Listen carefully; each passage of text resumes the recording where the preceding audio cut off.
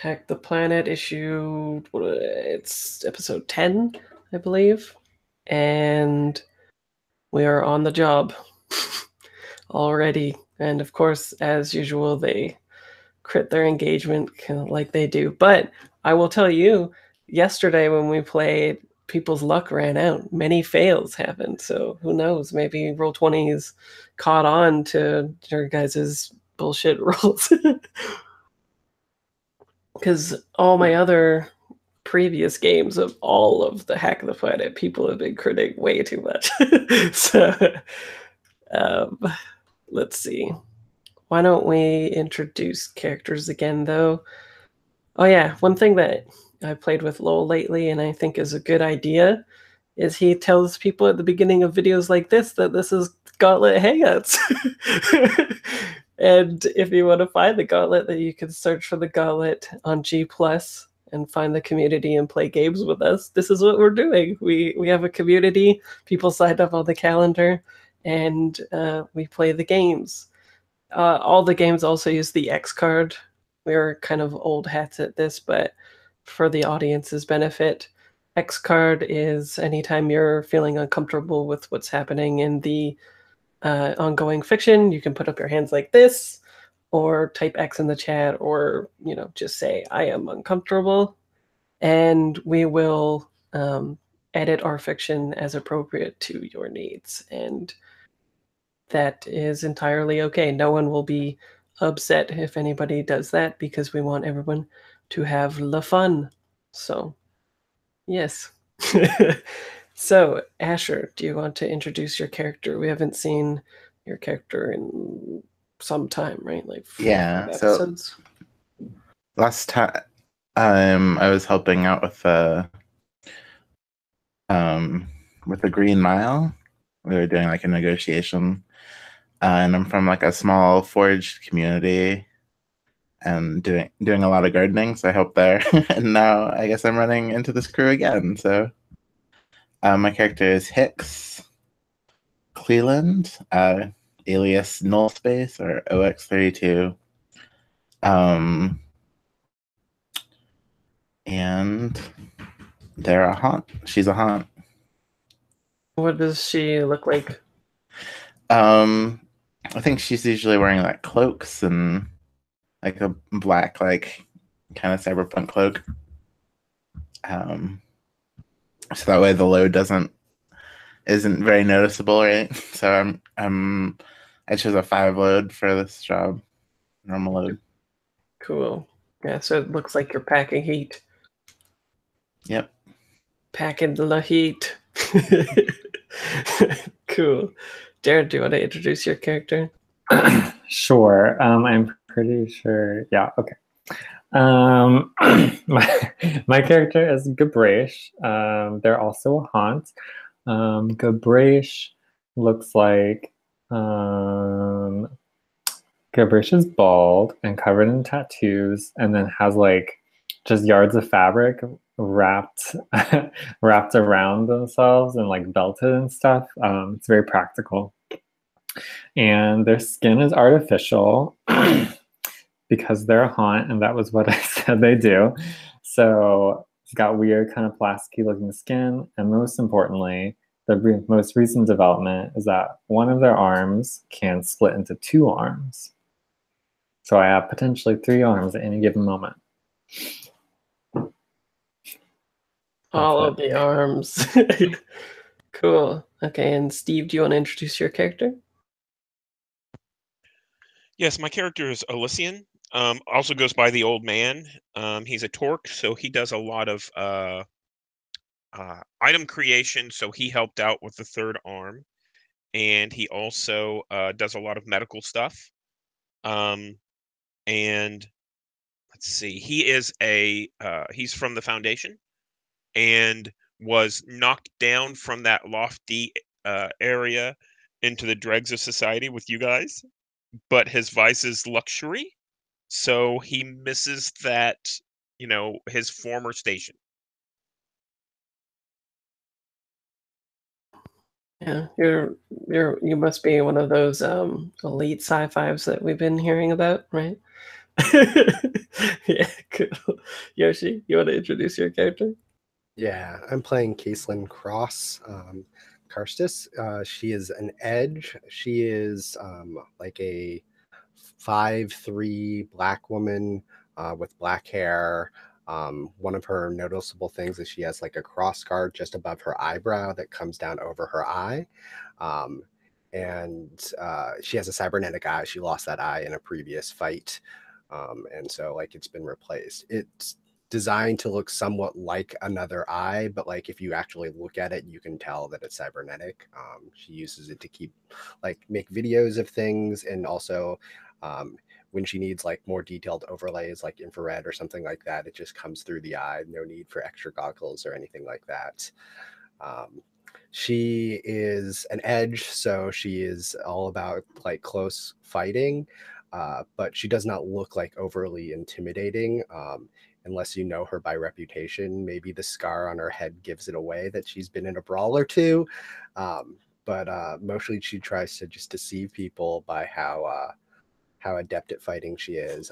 And part of how she does this is she wears very functional clothes that are maybe a little bit looser. It's not like she's showing off her muscles or anything like that. She's trying to go a little bit in disguise. Her vice is obligation. She works with refugees that are coming in from forge communities and trying to help them get settled.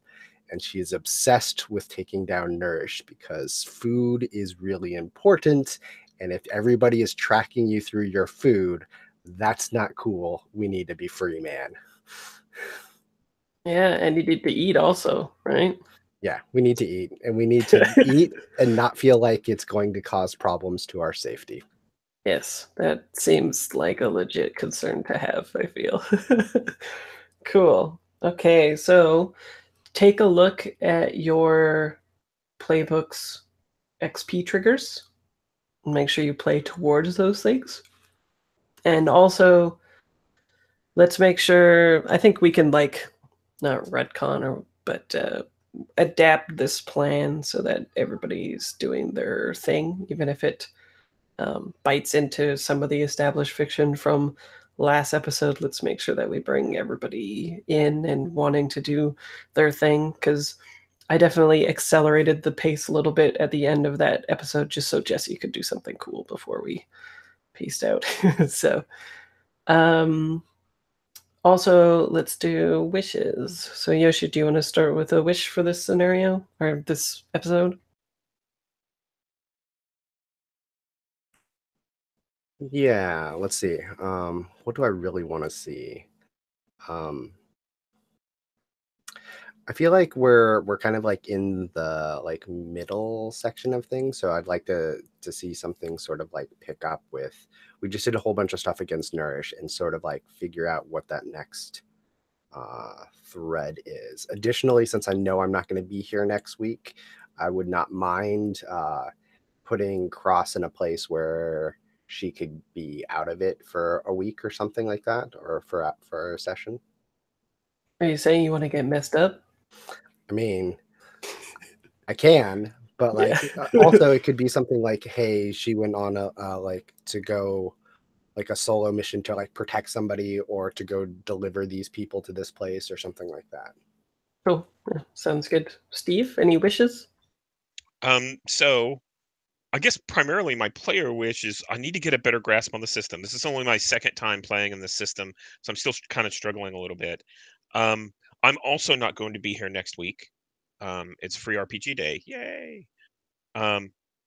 And I have down that I'd like to see more gadgets and things like that. I'm still trying to figure out what my Torx gadget is, so we can talk about that once everyone else gives their wishes. Sure, that sounds good. Darren? I had a wish and I just promptly forgot it as soon as you said my name, so that was great. I think that I would like to see. Oh wait, no, I remember it.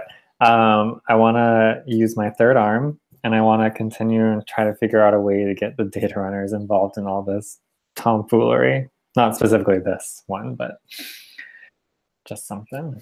Cool. And Asher? I think I just want more stealth. like for a stealth mission to actually go successfully, because it always seems to turn into combat or something. Right. Okay. And so, yeah, Steve, I think we were saying you can define your gadget as you need it, right? Okay. So, like on the job, if you can think of something cool that you have, then you'll just have that and you can use it. And how does that differ from like normal equipment? What makes the gadget special? The gadget is going to be a static thing, so it'll be like the it's not something like generally what it is you have like a blueprint of something that you have constructed and you'll be able to use that reoccurringly just like in your items, but it's not something as malleable as the other items, which are usually like a little bit more nebulous. Like it'll say a hand weapon or a heavy weapon, and then you just input the fiction with a heavy weapon. This gadget will be a particular thing that does something specific every time, generally. So, a couple of things that come to mind that I'd like to see. Can you break rules? Like, I think you mentioned that there is things are basically handled via the sneaker net. They're uh, passed hand to hand or something like that. Would a Mhm. rules breaking thing, which is a small net for an area that allows me to communicate through my cyber implant, does that work as a Totally, yeah. gadget? Yeah, Okay, that okay. sounds cool. I want to see how game breakery I could get. Okay. Sure, yeah, for sure. That sounds cool. Like basically, um, for technology wise, there are still satellites up above and stuff like that, but the only company that has access to them is information. So people still can use like cellular technology and stuff, but generally it'd be hacking a satellite to do that and relay the signal and do all that kind of stuff. So if you have a gadget that is sort of like, I don't know, like Wi-Fi talk or something, that will be very helpful. Yeah, that would be good. Cool. And what I recall from this job, which we can retcon so everybody gets to do, the thing that they want to do, is there was a deception plan, right? And the method of it was a distraction, which was gonna be um, the explosion that went off that Jesse did very well as the cop. And the explosion the idea was to trick them into thinking they were being attacked and you're there to help them. You extract them, you get their gratitude, and then you assimilate them into your crew, saying like, someone's after you and you know that it's been you the entire time.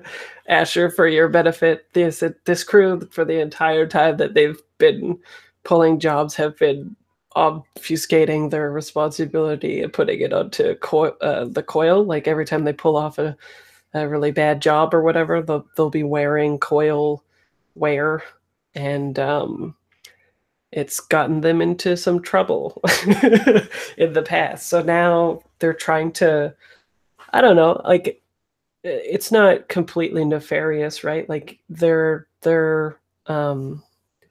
whatchamacallit, their leader is in jail, and the last time they had kind of coerced him into uh going along with their aims, right?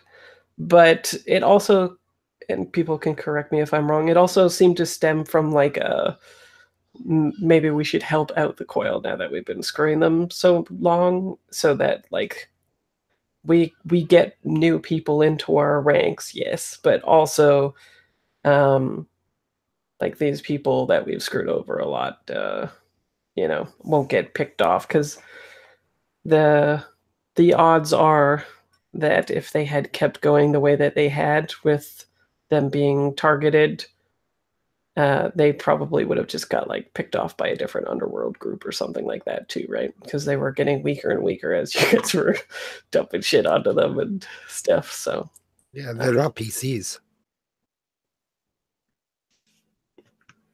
yeah, but it was kind of like it's good for them and it's good for us, right? It wasn't completely like, yeah, we'll just fuck them over, mahaha, right? Um, cool. And yeah, bearing that in mind, as well as the fact that they have leverage, very strong leverage on the leader in prison now, who won't be able to tell them what is happening because the guy is poisoned and would die if he does so. Which I think Steve's character has the kind of like the button for that or whatever, right? Like at any moment he can just be like, blah, you're dead. Yep. So cool. Is that still the plan that people want to do? So far, the only thing we've established is that Jesse's character had succeeded very well at looking like a police officer and blowing up the building or whatever. And then the idea was that the contact of Jesse's, along with Jesse's character looking like police, were going to pose as the confrontation, right, against you guys, and then kind of be beaten back by you and win the trust, right? So is that still what people want to do? Yeah? Is that good? Darren, and do you recall this now?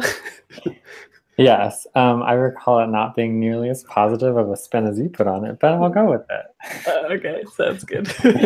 Yeah, maybe I just want to believe in y'all. Totally fine. Yeah, you could do that, but we don't. Okay, cool. And so, bearing that in mind, Jesse had crit the initial obstacle, which was basically the setup for them thinking that an attack was happening, and it goes perfectly, as we know, because double sixes. So the wall had blown out, and they're in whatever position that you put them in to start like attacking the building and get repelled. So I'm going to pull the table to see what everybody is doing next. Asher, what do you want to do? Do you have an idea? Join? I was gonna join in with someone else, right? Or well, like we can say that you were contacted or whatever to do this mission, right? It doesn't have to be like, I was in the Starbucks across the way and thought I'd help out, right? Right. Yeah, you could always just like narrate a flashback in which you're like meeting with them and be like, okay, I'm gonna already be in the building or whatever. I don't know, something like that, right? What kind of building is this? You said like a warehouse? A warehouse, yeah. Yeah, so maybe I got a job beforehand at the warehouse doing whatever they do. Organizing things or something. Sure, yeah, that sounds good. Yoshi, did you have a thought? You're unmuted there for a sec. No? Yeah, I was going to suggest exactly what you just said, which is nice. that maybe you got a job prior, and so you're there. So when we come rescuing in, you're like, yes, let's go with that team. Very nice. Okay, cool. So you're in the warehouse already, Hicks. Gabrish, what are you up to? What am I up to?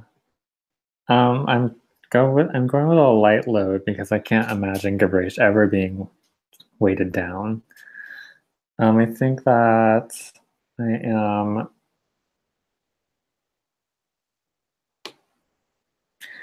I'm not sure. I guess I'm like going in and I'm trying to find what it was N and B, right? Who were trying specifically to get out. I think I'm gonna try. I'm like locating them, right? Because all this whole fracas is happening, and we'll need to find them so we don't accidentally get the wrong people, I guess.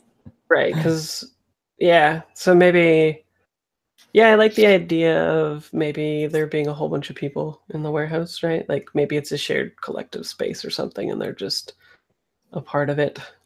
Cool. What about Old Man? Old Man Loken. So I think Old Man is out to the side, kind of in the crowd. He's wearing his lab coat. I think his cover is whenever shit goes down, he's expecting the 2 new recruits to drop. I think we've told them something along those lines. And he's going to go out, I'm a doctor, damn it. I'm trying to help these guys and drag them off, so that they're out of the way. So do we have something about spare bodies?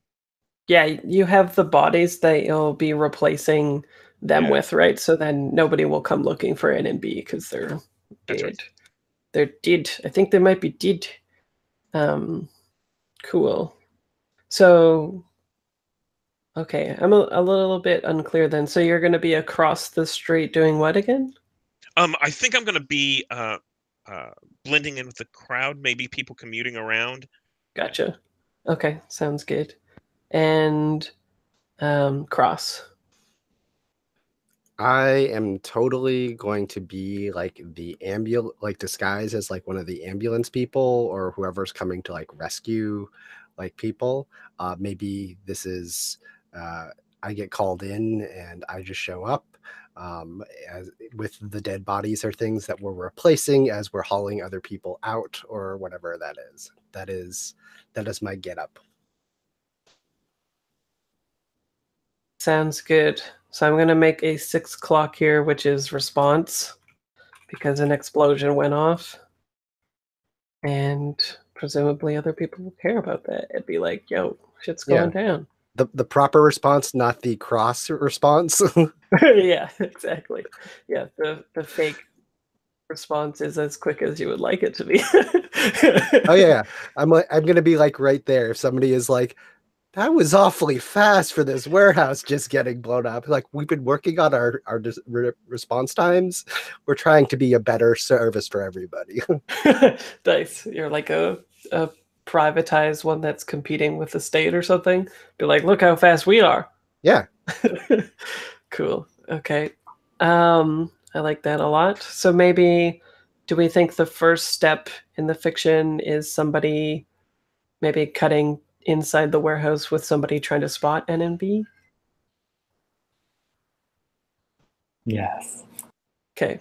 And that sounds like maybe Gabrash and Hicks, possibly, who is already planted inside Tricky. Let me bring up this faction.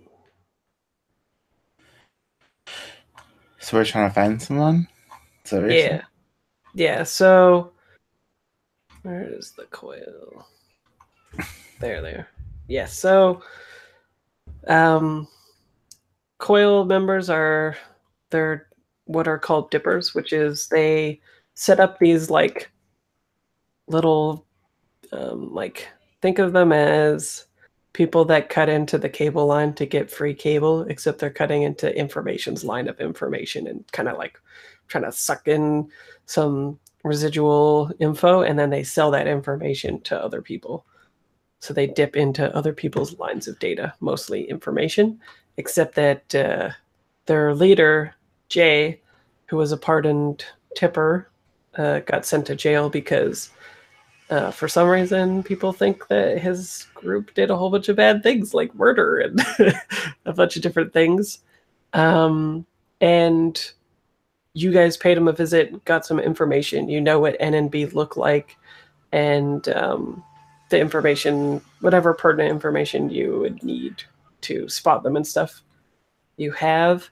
And this warehouse, I think, is like a collective of these dippers, right? And NNB are amongst them. And probably unbeknownst to this collective within the warehouse, they don't know about NNB being the coil, because if they did, they probably would like kick them out or whatever, right? So they're sort of like, they're like planted using this warehouse as like a little bit of a cover. So you can imagine like rows and rows of like computer equipment and stuff like that, with like people who are generally pretty young. It would be second generation people, like 18 to 26-year-olds. And in my head, it's like LAN party stuff, right? With like all these PCs hooked up with Ethernet cords into like all these splicing equipments back in the day when you had to use ports to get internet to all the different PCs. It's probably like that. And there's blacked out windows. It's dark inside, it's kind of dirty, and it's like, you know, the way that 18 to 26-year-olds would generally keep a place. So there's like wrappers of shit all over the place, a few trash bins, and there's a whole bunch of people. And we see like the explosion go off, and then we cut to inside, and all these people are like perking up and like starting to freak out a little bit and stuff, right? So Gabrash and Hicks, what do you do to find these people? You have the benefit of the distraction, at least, as well, right?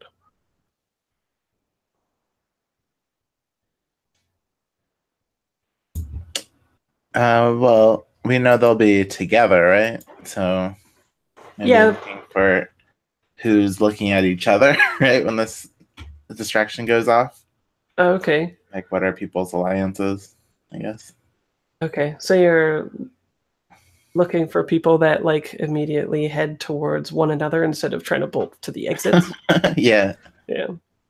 Sounds good. So what do you think that is? Study, survey? Yeah, that could be a study Like or like a. Sure. Let's see. So it is survey a location or situation to understand what's going on. Study is a person, a document, an item with close scrutiny to gather information, apply knowledge, gain a deeper understanding, do research. So which one do you think it is? Studying, surveying? I think it's studying because we're trying to figure out who these people are, right? Sure. We know what the situation is already. Yeah, sure. Okay, so you have the benefit of the situation, so I'll give you better effect as well. Cool. So I think you'll have great effect, but it's a risky situation. Okay. You might spot them, you might not. Nope. Continuing your streak from yesterday. Nice. Okay. It's just not finesse. Yeah, pretty sure.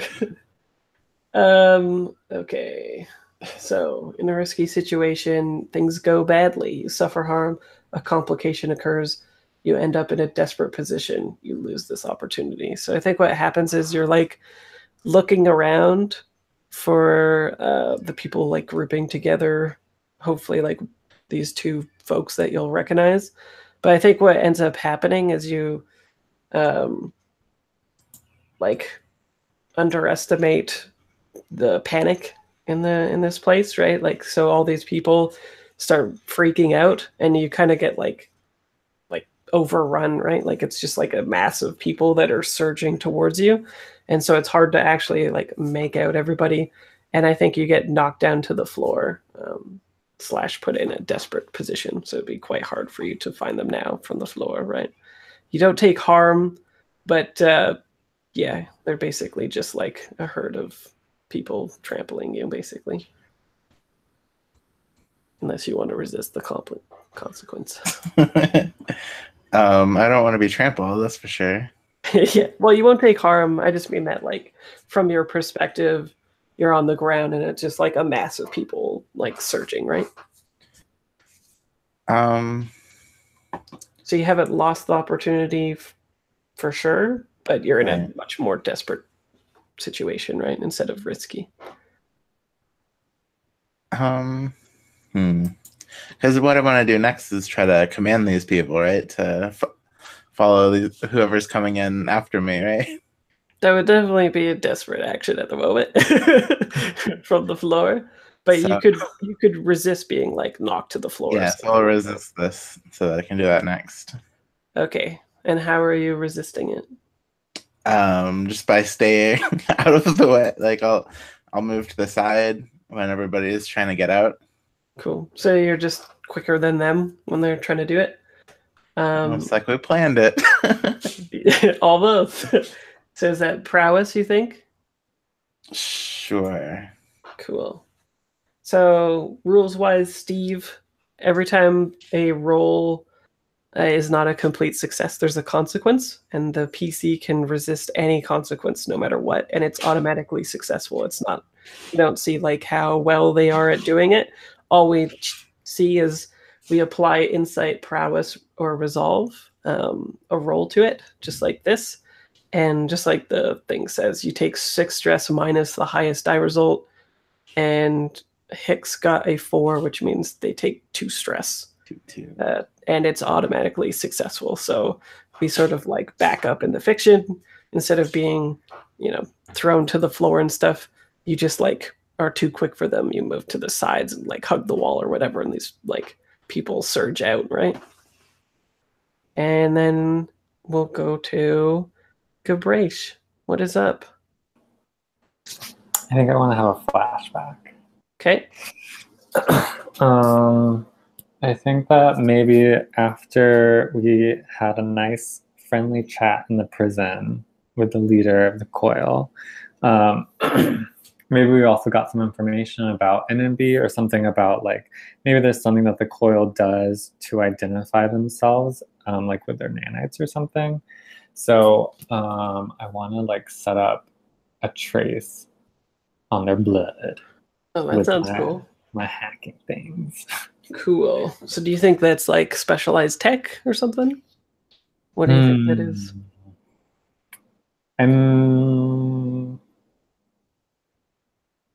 Nanites are magic, yeah. I think, well, so I'm thinking that it's just hacking, like hacking tools, because I'm imagining there's like a registry or something. Do you know what I mean? Does that make sense? Because specialized tech to me seems like I would be using like a specific item, and I just mean like, right, I could like ping them on GPS. Oh, okay. So you like, okay. So you're hacking into like information's nanite system, like tracking everybody, but then you're like pinging these 2 folks specifically. Yeah, that sounds really big. Well, what I'm into it, but you could have done it as a flashback, right? Yeah, that's now you're just so yeah, we're flashing back to you doing that, seeing how well it does, and then seeing if you can do it up here, right? Yeah. So roll up hack then. Okay. Does anybody have a ripple with this? I can't imagine what could go wrong. I could imagine that the carrion finding the haunts is helped out by this information, as they're constantly looking for haunt who are messing with stuff, and maybe you have like Mr. Robot-y way of doing things, right? And they're like, oh, this is definitely the hacker's work who did the other stuff, and yeah. Yeah, I think that makes sense. Yeah.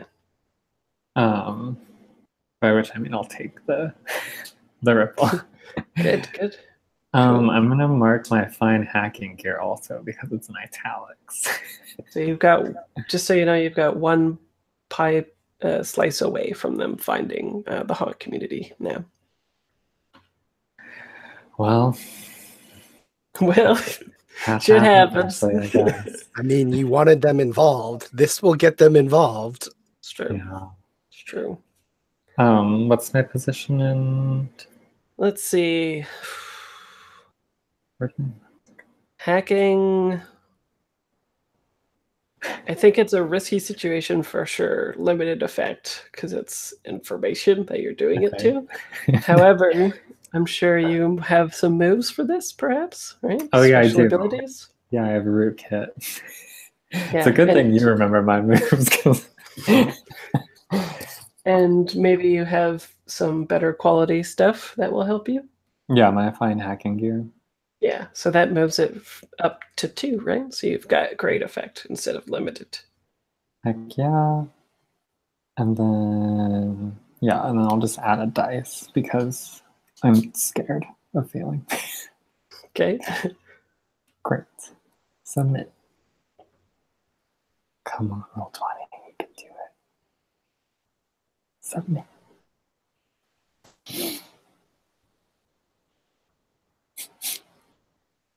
Ooh.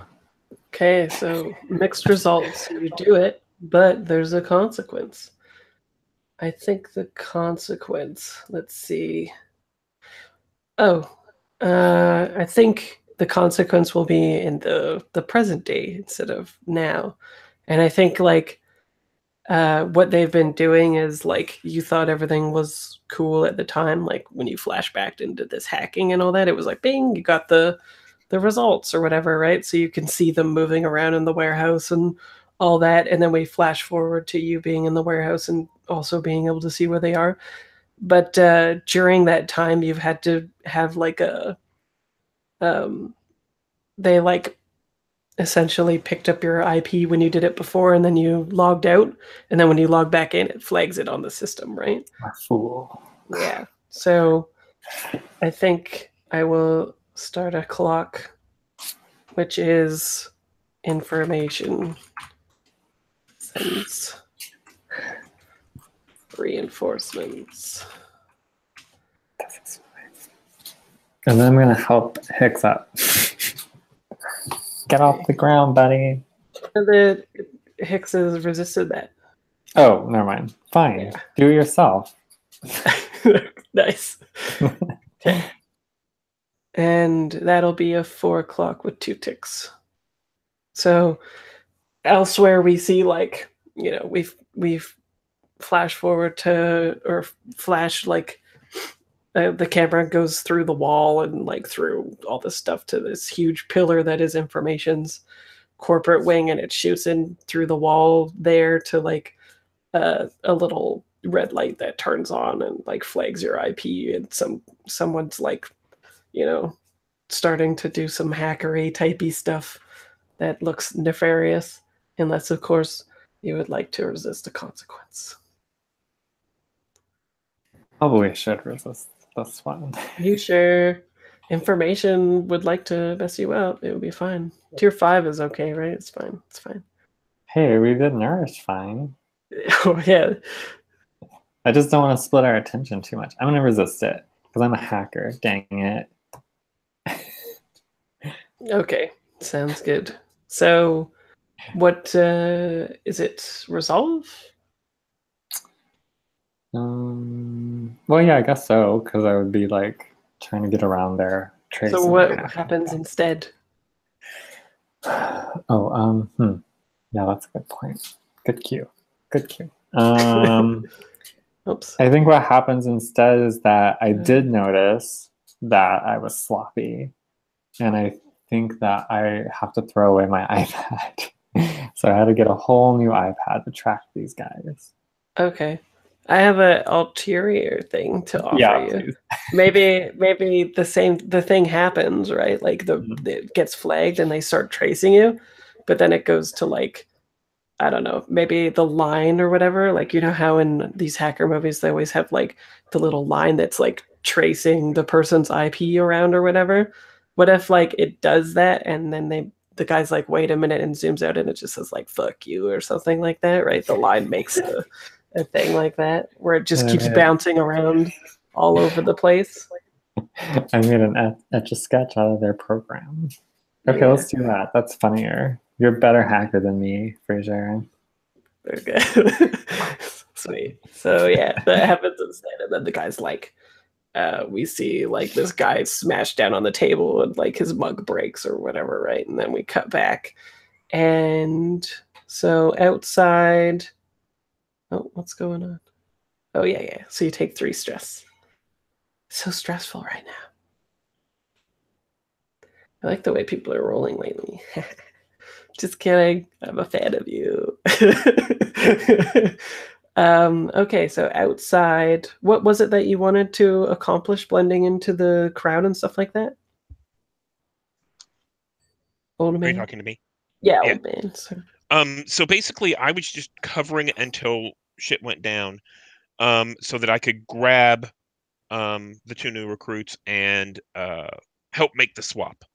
Okay, cool. And so we'll say that you're in communication with everybody, especially since you have that thing, right? Like the Wi-Fi communication gizmo action thing. So actually, I looked. If I'm not mistaken, whenever I use gadgets, is that 3 load? Let me check here. I think that's true on my sheet under items. let's see, you're a torque. Oh, it's Yes. it's one per gadget, so you can carry one, Ah. or you can carry 3 gadgets, and you just mark off one as you use each one. Okay, is it true that under the load, then like armor is 2 ticks? Yeah, yeah, Okay, yeah. Armor takes up 2, and then if you use heavy, it's 3 additional ticks as well. So I see. it Okay. takes up quite a bit. It just looked like because gadgets had the same kind of boxes next to it, it looked like it was multiple ticks to use them. Yeah, no, yeah. Okay. It's it just I'll have to clarify that, but yeah, Okay. it's you can hold 3 and you just tick them as you use them. Okay, that makes sense. Yeah. So yeah, I can be in communication with everyone, and I know that they're inside.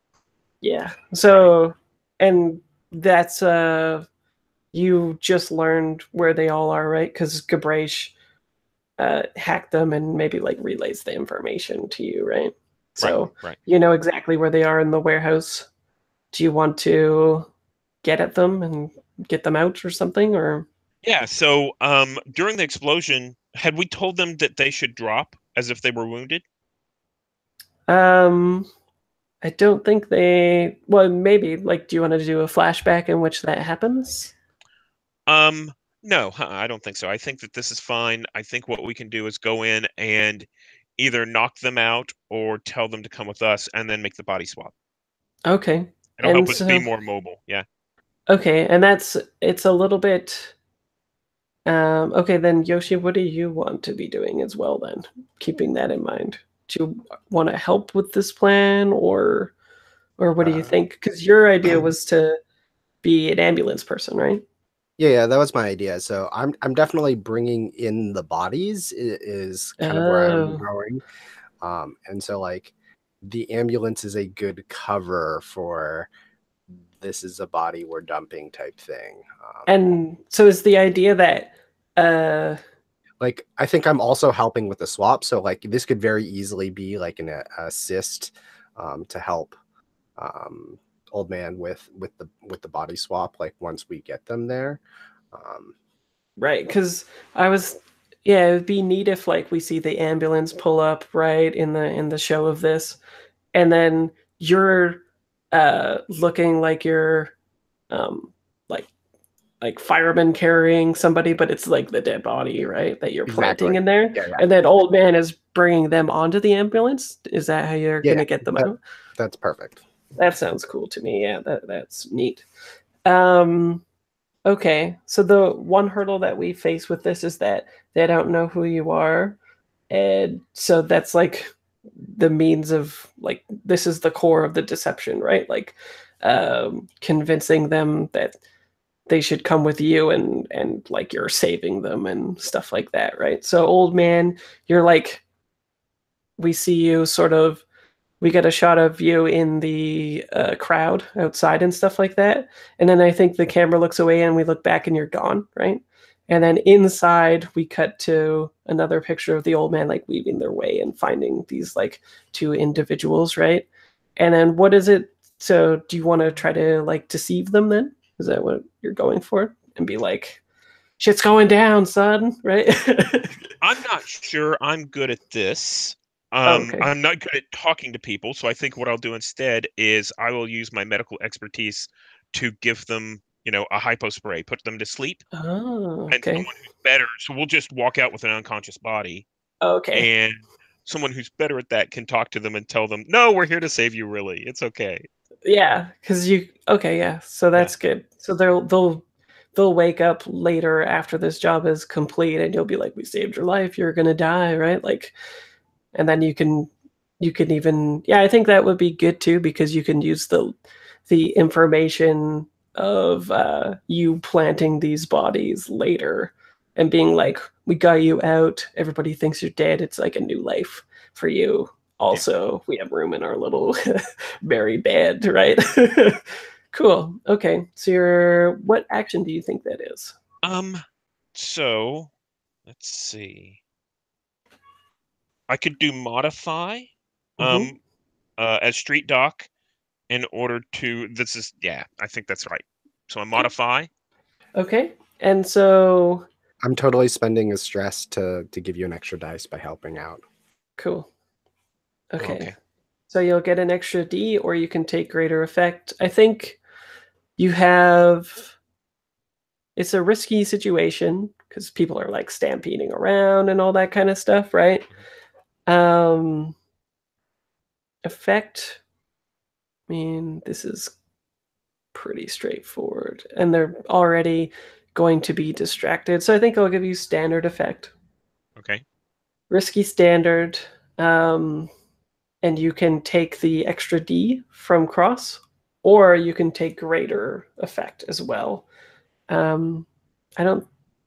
Yeah, it's up to you, but I think great effect might look like getting at both of them instead of just one, which would be standard.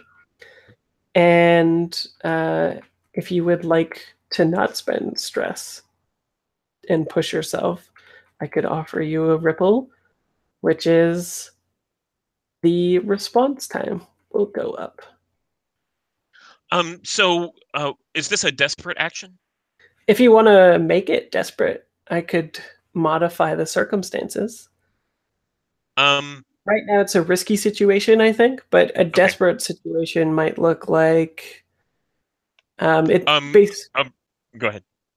Basically, you can always ask for like a desperate roll. Like, is there a way to make this desperate? And I increase the stakes.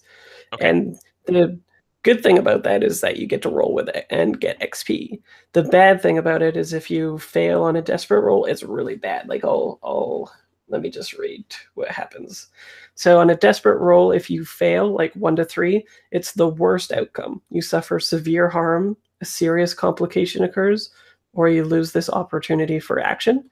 A risky roll is things go badly. You suffer harm, a complication occurs, you end up in a desperate position, or you lose this opportunity. So it's the difference between, like, especially if harm is on the table, desperate is like you're dead, and risky is like you're like pretty hurt. And the way that you can amend that is with the resistance rolls and stuff. Okay, so I'll leave this at risky. Okay. And I'll take the bonus die from edge, from cross, and I think that. Do you want the ripple where the response time goes up? Yeah, it means I think so. So that mechanically, you don't have to push yourself and take 2 stress. You get the benefits of that, but this happens regardless of whether you pass or fail. And if I'm not mistaken, that gives me, instead of 1 extra die could be for effect, so I get both of them. Is that right?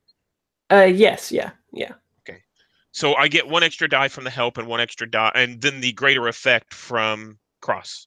Yes. Okay. Yeah, for sure. So let me make sure I put that in right. Okay. I'm rolling. And that's a crit. So that's pretty good. So tell me what it looks like. You get you put standard effect, but you get great effect. So because you crit, you actually get extreme effect, which is the best that you can get, and you do it completely. So on a 6, it just simply says you do it, right? So yeah, tell me what happens and what do you think the bonus effect is?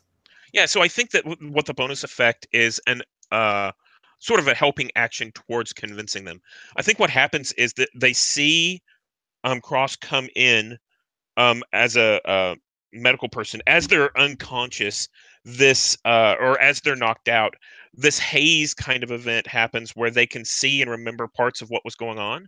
So they see, Cross working on this body and, recognizing it. Oh, that must be one of my friends.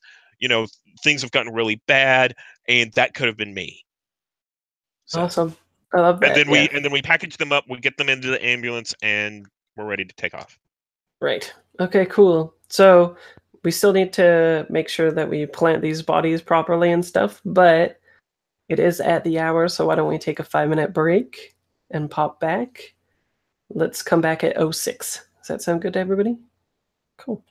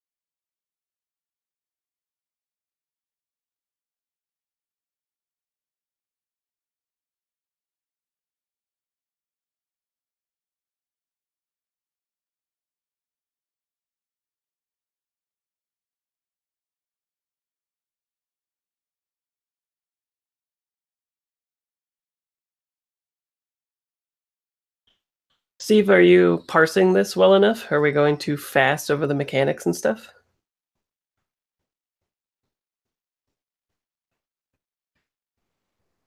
Oh, I can't hear you. I've got a double mute, so sorry about that. Yeah. No worries. It's just that sometimes getting and clicking on the mute button on Google Hangouts takes a little bit extra time to get my computer to respond. So I've got one on the mic, but sometimes I get caught whenever I have to. Yeah. I think I was going to say we might be parsing this a little bit slow for everyone else because everyone else is so familiar with it.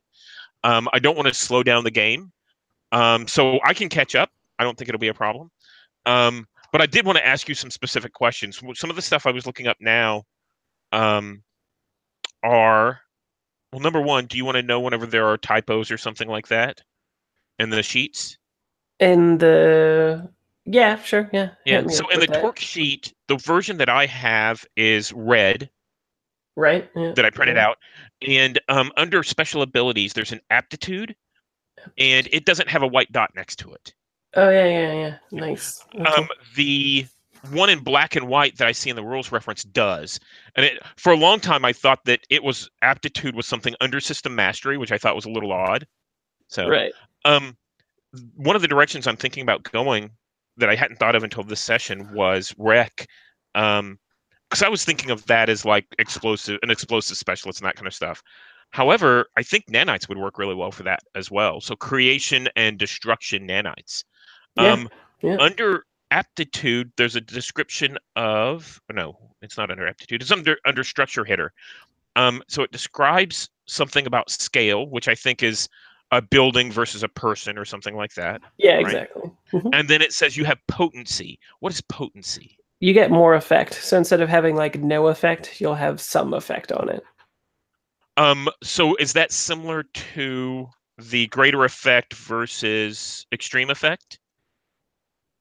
Yes, yeah. Okay. Yeah. Okay. So the game uses a magnitude table, and there's a few different factors on that to decide how much effect something has on something else.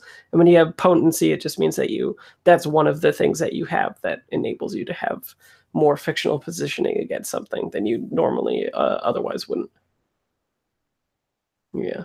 And I don't think we're moving too slow. This is generally how I have all of the rolls go, just because it is such a complex like schema for rolling. So I don't think we're being hindered or anything like that. I always make all of the rolls explicit, so you don't have to worry about that, Steve. Okay, thank you. And I really liked your bonus effect too. That was very cool. I enjoyed that. So now the thing that needs to be done is planting the stuff before the response team gets there, right? And so with this, Yoshi, I'm wondering is somebody helping you with this, or are you doing like both of the bodies, or what do we see with your action there? Yeah, because don't we have some crew, right? Yeah, you have crew. So they just with you? Yeah, maybe they're just with me, and so like it's somebody else helping me with that. Sure. So we'll just say that you get an assisted die with that then. Sweet, cool. And yeah, I think this is me just sort of like carrying the bodies. I have like my subterfuge supplies, which is really the disguise. Like that's the disguise we're using here for the ambulance. And so like I think it's just me and somebody from our crew, just like taking the bodies and dumping them off and pretending to do work, and then like spotting old man like with the other bodies and like, oh, we'll take these ones away. Nice. And so is this like when we see you dressed up as this like private response team thing, Yeah. is this even like does it even like exist when later on after this, when people are being interviewed and they're like, oh yeah, X and X company showed up and they were really good, they were here within like 2 minutes or whatever, and then information or safety whatever looks it up and they just like don't exist, it's like not a thing, or what? I imagine that there's probably some other company that we're using, but they're definitely like some new upcomer that's doing something like that. They're the coil of ambulances. Yeah, the coil of ambulances. Nice. Okay, cool. So, what action do you think you're doing with this? Subterfuge. Yeah. So like to me, this is mostly about subterfuge and not about like the carrying the body. So Yeah, I think you'd be fine with that. right. So like I think this is probably sway. Like I'm like deception disguise is kind of where I'm leaning. Yeah. Yeah, I think so. I think that's fair. Cool. So, I think it's risky because maybe some people will spot you. Like, maybe the risk is like somebody being like, "Oh, it's weird that it looks like he's carrying people into the building instead of out," or something like that, right? Yeah. So risky, and you'll have standard effect. You've got some like two people helping you or whatever, like a full ambulance crew, right? Yeah. Cool. I'll take that, and I'll take the assist for an extra die. Okay. And let's make sure. Oh, you have runners. Yeah. Let's see what runners are good at, because you might actually get a benefit from that if it's kind of like within their wheelhouse. Because you'll also have scale with it as well, right? Okay, cool. Yeah. So, I don't really know what the runners do. Runners are scouts, infiltrators, couriers are data, and thieves. So I think this is definitely within their wheelhouse. Yeah. Does that make it risky great? Yeah, we'll say risky great. Cool. All right. And then I will take the assist as a 1d. So I'll roll 2 dice. Okay. And then oh, okay. I was gonna say maybe do you think Gerbraish is helping at all with this too? Yes. How are you helping? Well, for planning the bodies, maybe what I'm doing is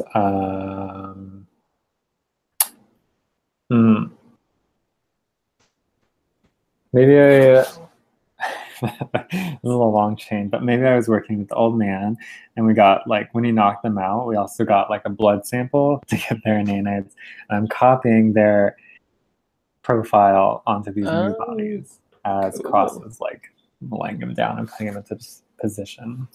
Okay, that sounds cool. Like high-tech fingerprints. Yeah. Yeah, I like that a lot. I wonder, do you think that's like a setup action and then we boost the risky to controlled, or what do you think it is? What mechanically do you want to do? Yeah, I think that makes more sense as a setup because like I'm not like just helping Cross lay down bodies. Yeah. It's okay, cool. So why don't you roll that? It's gonna be, what do you think it is? Like modify or hack or what? Oh, I was like, well, it's obviously hack, but maybe it's modify. I think it's modify, right? Because this is more than just data. Like I'm trying to put physical things and affect physical things. Yeah, I mean, it's all just data. It's all data. Yeah. That's a good point. Okay, so I think I think it'll be risky and standard effect with just the effects of time and onlookers to be wary of. I hear. And if you succeed, we'll bump up to controlled. Yeah. Okay. Cool. No bonus dice. Do it. Roll 20. Nice. Okay. Cool. So let's see. What would be a neat consequence? So here's what I'm imagining the visual of this looking like is I have some device that maybe old man and Gabrish have worked together to like set up, and it's got one of those stupid progress bars of like, this is how long you need to do this, and or like when the data is getting transferred from like the blood or whatever. And so like I'm maybe like sitting at the bodies too long or something like that, waiting for like all the stuff to get dumped into it, like all the data to get transferred. Yeah, I like that. I That might think. put me at like a desperate situation instead of Oh no, it'll be something like just because the setup oh is right. failed doesn't mean that you. Yeah, it's a separate thing. So the consequence is gonna. Oh, I think like, uh, you take the profile and you start doing that and everything, right?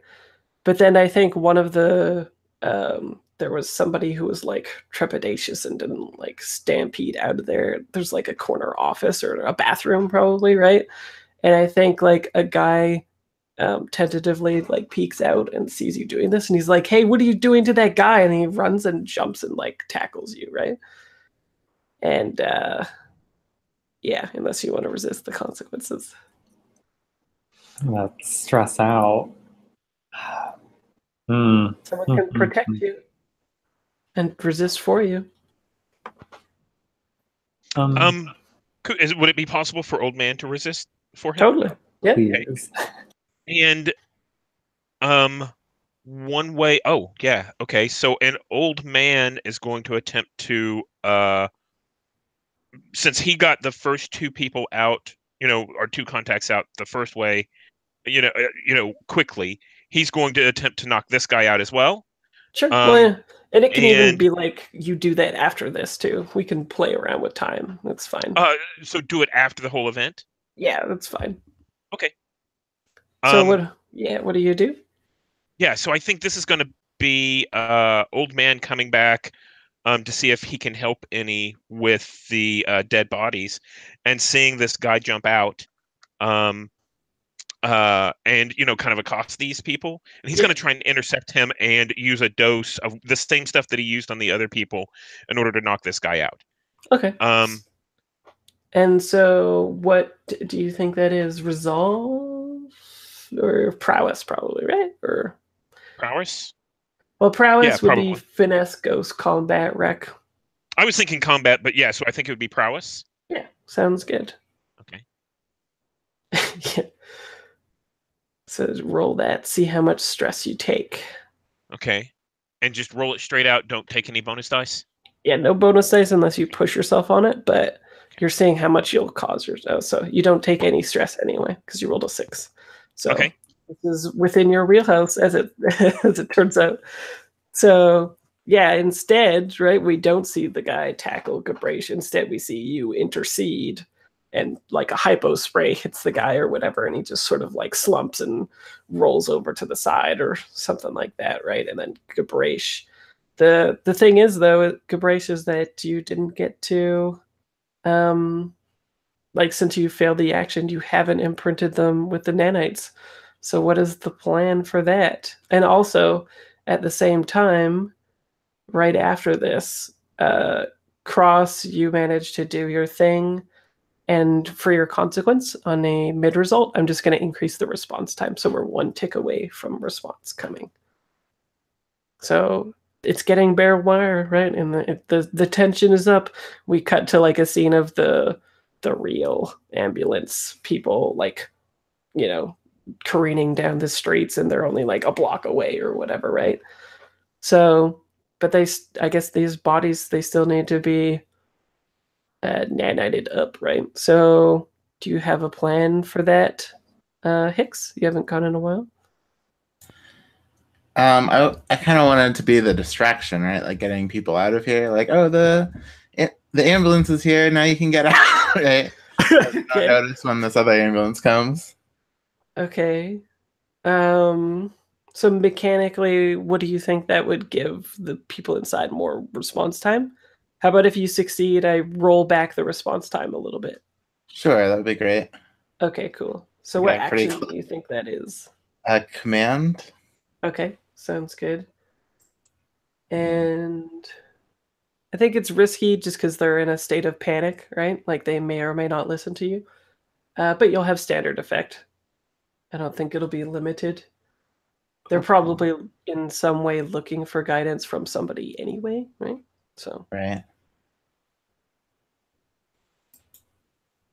you're kind of like funneling them. Are you funneling them? It'd be funny if you're like funneling them to like across the street from which the ambulance is arriving, right? And Right. that's what delays them. They're just like, fuck, get out of the way. There's The so many lights are people. flashing, people, right? I like that. Cool. So let's see if you succeed. Right. I don't know if I have a ripple to offer you. Does anyone else have a ripple they can think of?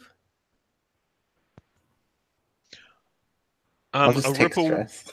A ripple could also be that the people also funnel in our way. Oh, like into the into To slow the us down as well. from the escape, you mean? Yeah. Oh, cool.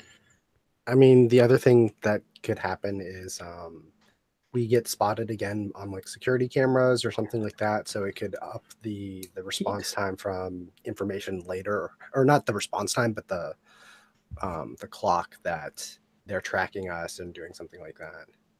Yeah, I could start a clock or abstract it to just giving you more heat, like +2 heat after the job. But we're all in disguise, right? So even if we were caught on camera, I don't know that would do. Well, they would see us doing this nonsense we're doing, but Well, there's like, it's the future, right?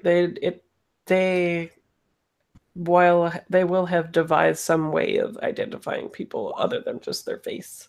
all right, I'll just push myself. Okay. Because I really want to do this well. Okay, so 5. You get a consequence in a risky action.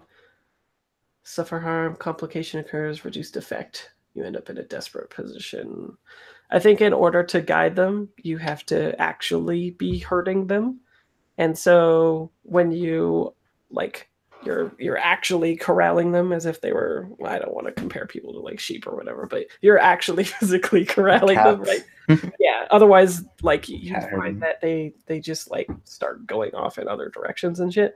So what ends up happening though is you're separated from your crew, right? You're up there along with when the ambulance is going to arrive. You're up there with those people, doing the whole like stay back and like hurting them over there, unless you want to resist the consequence. I think that kind of makes sense because I'm supposed to be one of these people anyway. Like I'm not supposed to be part of the crew. Yeah. Okay. Sweet. So Keep up my disguise. I'm going to tick back the response time because you are literally blocking them.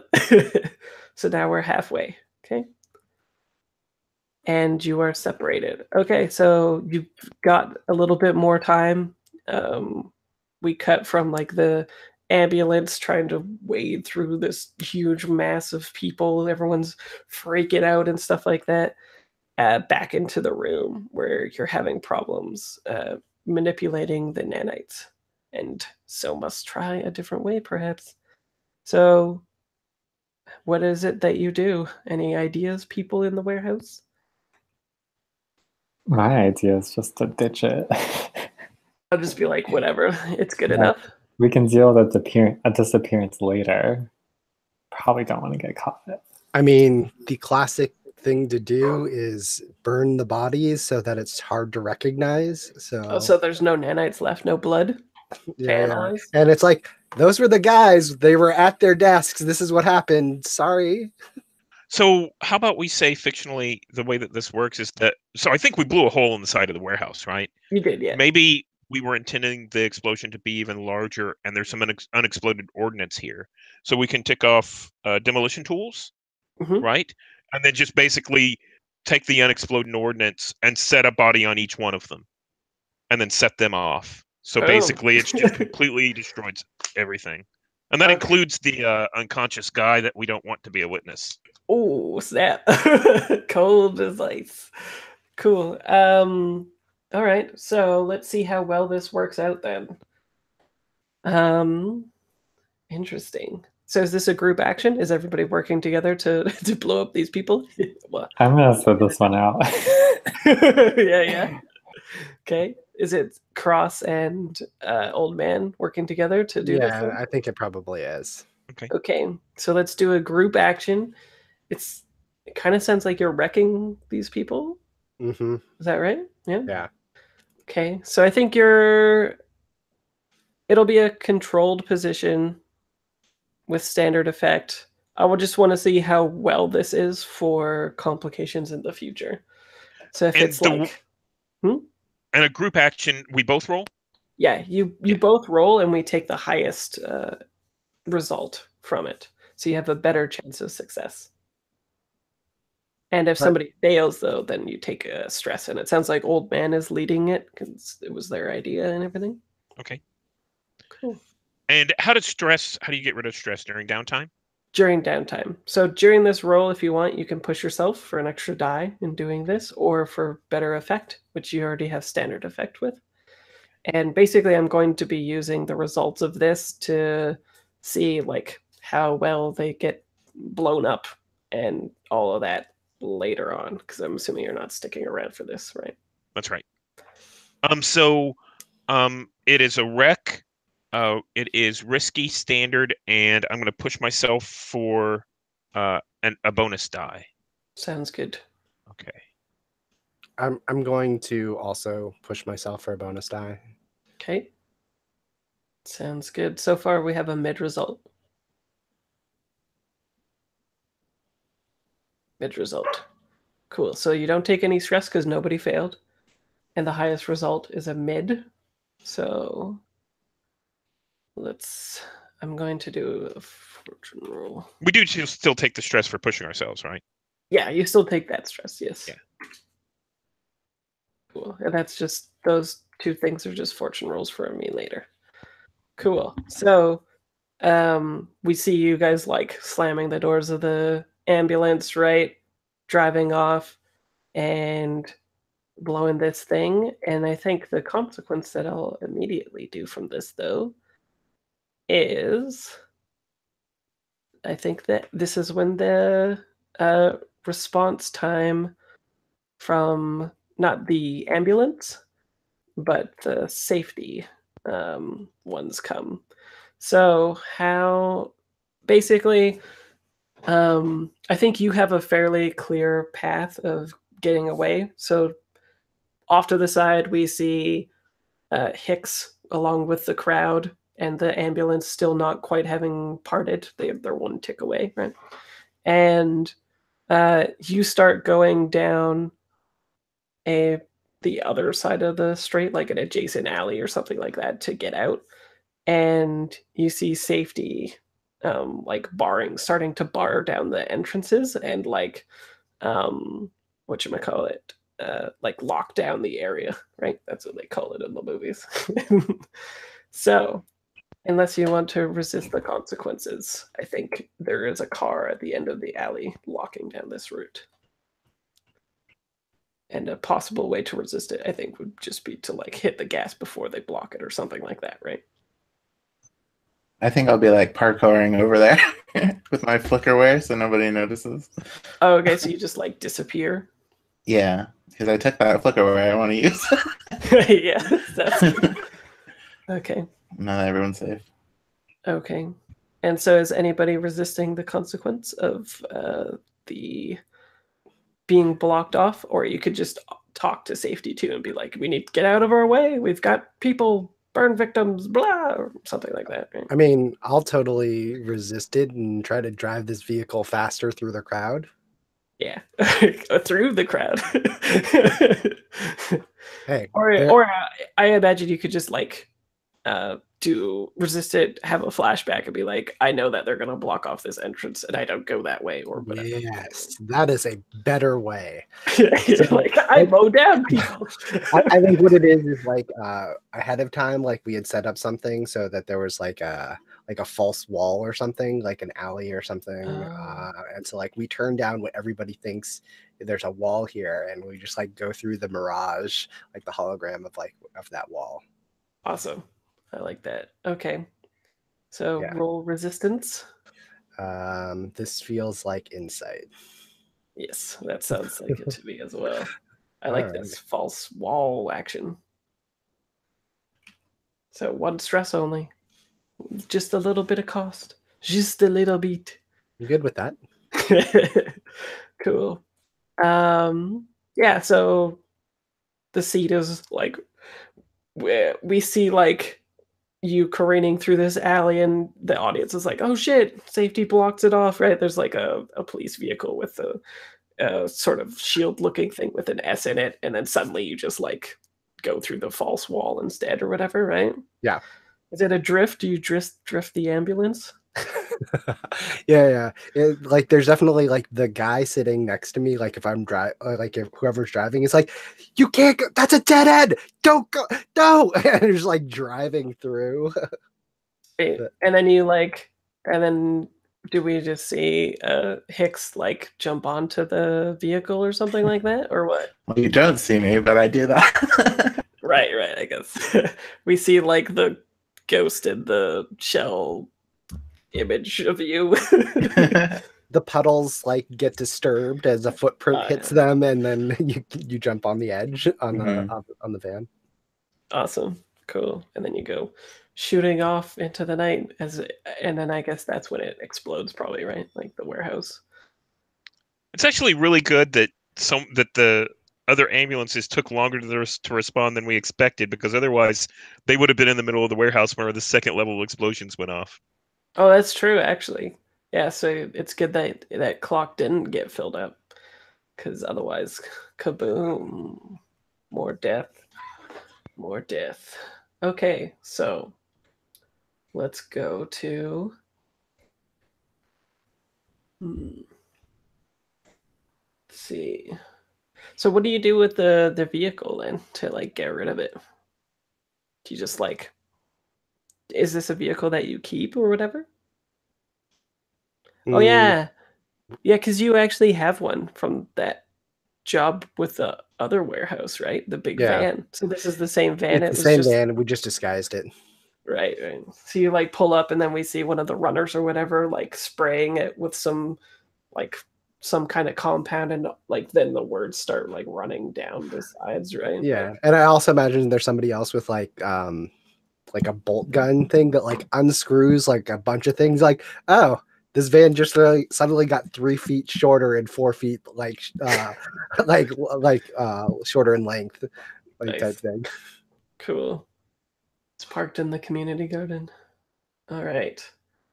So, rep. Your crew earns 2 rep per score by default. If the target of the score is higher in tier than you, take +1 rep. They're the same as you. So cool. Or actually, I guess it's not quite done, right? We need to be convincing these people still. Yeah. So never mind. We'll do that after. So we cut to. So what is the environment that you've set up in which you wake up these 2 people, N and B? Was this in our workshop? That would convert it to a comfortable space for people? It could totally be in our headquarters, but that like if we want somewhere nice. I mean, we're trying to convince them that we saved them, right? So Yeah. it should be somewhere nice. But maybe like make it look more hospital-y or something. I don't know.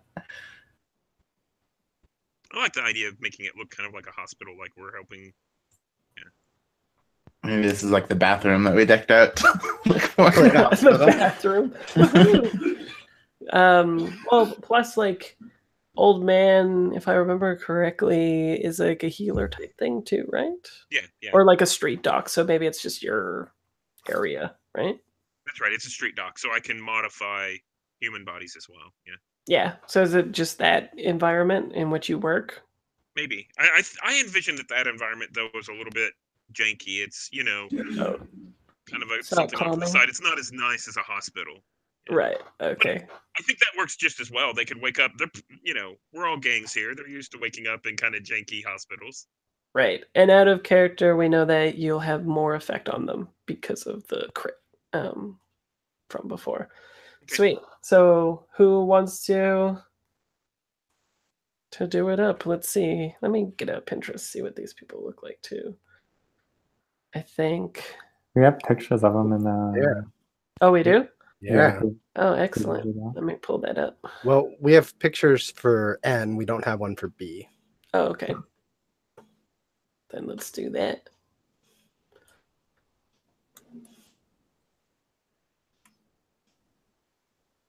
And then B.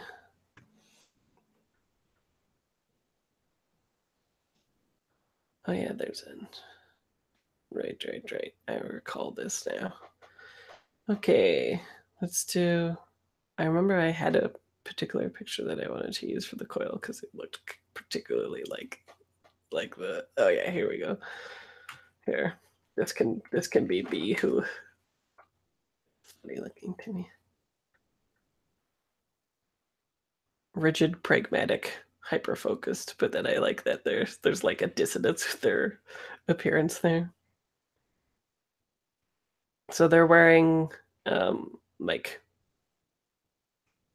what I imagine is like hacker wear, right? Where tons of different symbols all over this like long coat jacket thing with like black pants. And they've got like a couple tattoos on their face. They're Caucasian with this side swipe hair and buzz cut sides. And yeah. So now we have N and B. Great. Okay, so you just wake them up like in a pleasing environment, right? Like you're schmoozing them, not like freaking them out, right? Absolutely. Cool. And who wants to engage with them then? We'll say like they wake up all like groggy and all that kind of stuff, right? And let me see who does the talking in this. B partner rigid. It's definitely B who does the talking in that end. I think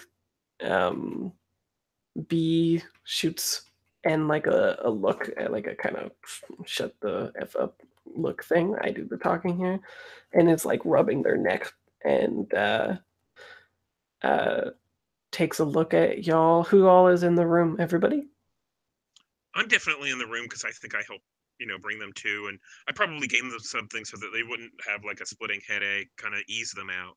Right, like chew on this and you'll feel better type thing, like some sweet or something, like a candy. Yeah, I think I'll keep my flickerware and just be backup. Like, Okay, I don't know so you're what just like invisible somewhere. hmm Cool. Cross, are you in there? I'm not really the best at talking to people unless we want to intimidate them. So I think maybe I'm just outside the door, but I'm not like in view. Okay, and Gabrace? Yes, of course. Okay, so they can just see you two then, Old Man and Gabrace, right? Everybody else is on the peripheral, ready to fuck with them. I brought them Cool. tea. Right. They have tea and a chewy candy. Yeah, we don't want to overwhelm them either. I think you totally bring them like some fresh fruit or something from our garden. Mhm. Like that would be, I think, good. Yeah, that's pretty schmoozy. There's probably like a little blue flower from the blue oolong that I took off and put on the serving tray. It's a nice spread. Yeah, very nice. Yeah, I think it's good at disorienting me too, because he's gonna be like, "What is going on?" He's like, "The last thing I remember is being in the warehouse. There was some kind of explosion, and I don't know. Then just like bits and pieces, and he like his eyes sort of flick to Old Man, and is like, was it did you pull us out of there? We did. We were. We saw the attack go down, and we needed to help. We tried to help those who were hurt in the attack, and we saw the two of you, who were hurt. So we pulled you out before anything else could happen. Why would you save just two random people? I think he's Return to like, Gabresh. pardon? Return to Okay. Gabresh. We know that you're with the coil. Who is the coil? Okay, well, you can pretend not to be part of the coil, but we talked to Jay. We knew where you were, and we pulled you two out specifically. I think we have a job offer for you. The surprises keep coming. So you pulled us out for your own game? Whose game would you prefer? I just want to know the score.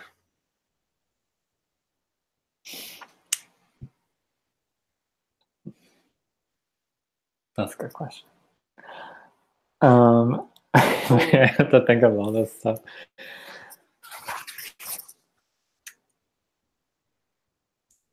You can always flashback and be like, we've talked about this, right? So what is the play? Are you? Yeah, let's have a flashback real quick then,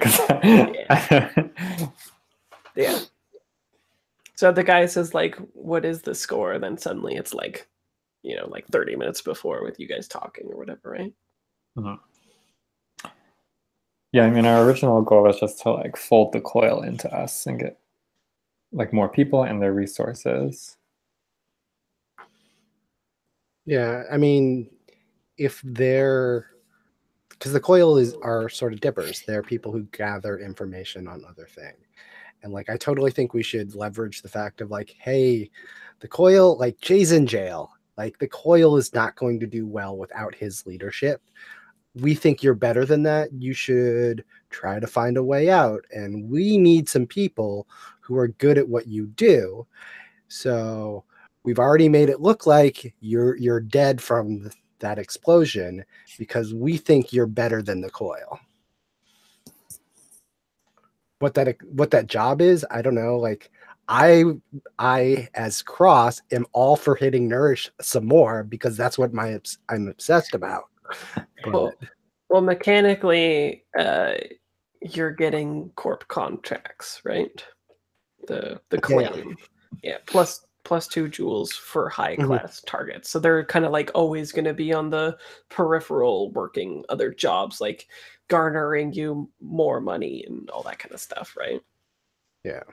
So it's like maybe it's more the, hey, we're branching out slightly of like, we know there's more money in doing work that you can do that we're not equipped with, but we can give you security that the coil right now really can't with Jay in jail. Yeah, that's good. So then we flash back. Yeah, I think I'll just relay most of that, right? So it's like, right. The coil's not in a good spot, and we are expanding our business, and we can do more for you than. Yeah. Is it Cross's words coming out of your mouth? Yeah. Sounds good. Yeah, we like fade back in, and the voice fades from Cross into Gabresh. Nice. The thank Cross later. Nice, I like that. Okay, so do you think this is a group action with the two people in the room trying to convince them, or is it just a Gabresh, or what are we thinking? I'm into a group action. I think I'm in on that group action just from the flashback we just did. Yes, please. Makes sense. Cool. So y'all three? Okay.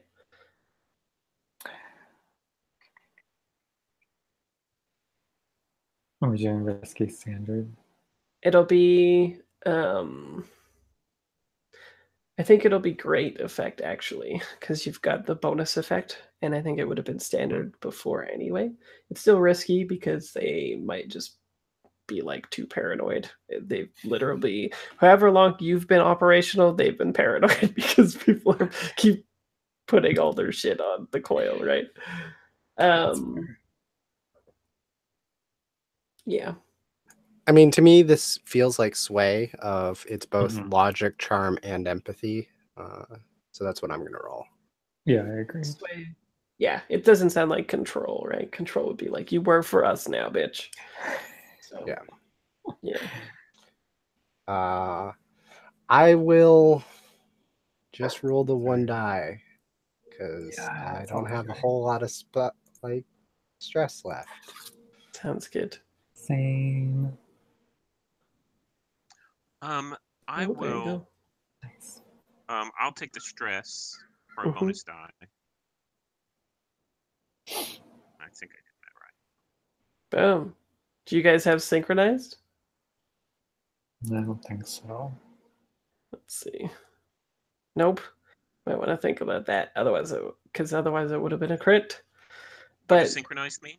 synchronized is a action or a special ability you can take from the Comet playbook, I think, crew book, and that in group actions like this, you take multiple sixes can count towards successes, which means that both of the last two ones would have made a crit instead of it just being a 6. I see. Cool. Cool. So anyway, it still succeeds with great effect, which is I think what you need. What I want to know, what does the old man what do you say for your 6 basically? You're like your Cross's words coming out of Gabraish is good, but what is your contribution? I think my contribution is in describing the violence that happened during that hit. And, they obviously saw the dead bodies from before and saw that some people didn't make it or believe that some people didn't make it. So it is, reinforcing the fact that they are more protected within our group than they were within the coils. Cool. I like it.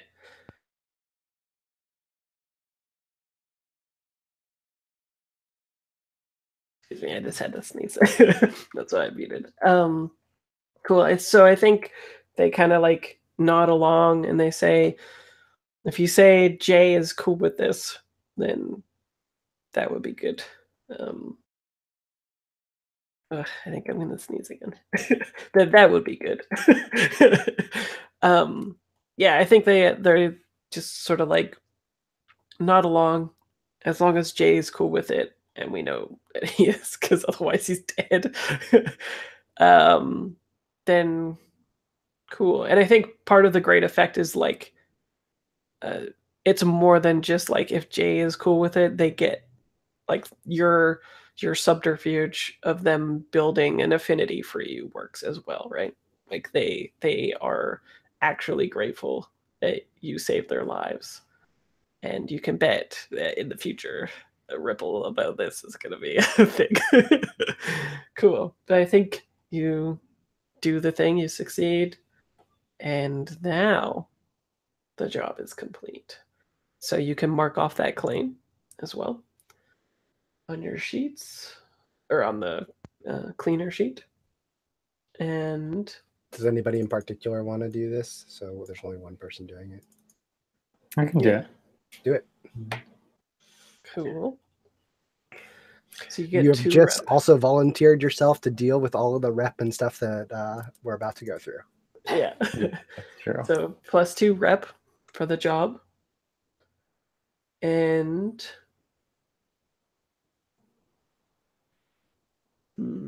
let's see. This was like a disappearance, right? Oh, that's the crew XP. That's something else. Yeah. Jewel wise, for the amount of money, I think this would be a small job for jewels.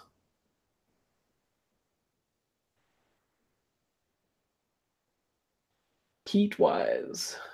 So 0 heat is smooth and quiet, low exposure. I think not quite, especially with the explosion at the end. 2 heat is contained, standard exposure. 4 heat is loud and chaotic, high exposure. I don't think it's loud and chaotic. The explosion would be a thing, but the explosion is ostensibly not linked to y'all, right? The ending, I think, might be, because they're like, an ambulance pulled up, and then when they were leaving, things blew up again the second time. So that's weird. There's like all these conspiracy stories going around the streets, right? So maybe, do we think maybe 3 heat between 2 and 4? Between contained and loud? Is that fair? Yeah. So 3 heat, that works. +1 heat if it's a high profile target. It's not. +1 heat if the situation happened on hostile turf. Not particularly. It basically wasn't a faction at all. They were basically squatting with a whole bunch of like duel hacker types that weren't quite haunts, right? It was like a LAN party hosting thing. And +1 heat if you're at war, you're not. But +2 heat if killing was involved. Killing was definitely involved. However, you have that move, do you not? That obfuscates that? Yeah? Cool. Yeah, we do. Cool. So in total, 3 heat. Now, entanglement. How much heat do you have? Well, you can't 3, roll heat. and we're at 1 at level 1. Oh, nice. You can just do it that way. Cool. Let's see. Oh, nice. It even says entanglement. I like this sheet so much sometimes. Like, just does everything so good. Cool. Gang troubles or the usual suspects? Due to their... Oh, yeah. So one thing I noticed about your crew sheet is you haven't put edges or flaws for your runners. So why don't we do that real quick? Let me just find that page. Oops. Edges.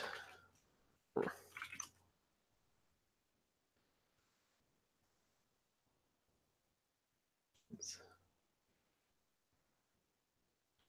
Page 96. Cool. Okay, so when you create a cohort, give them 1 or 2 edges and an equal number of flaws.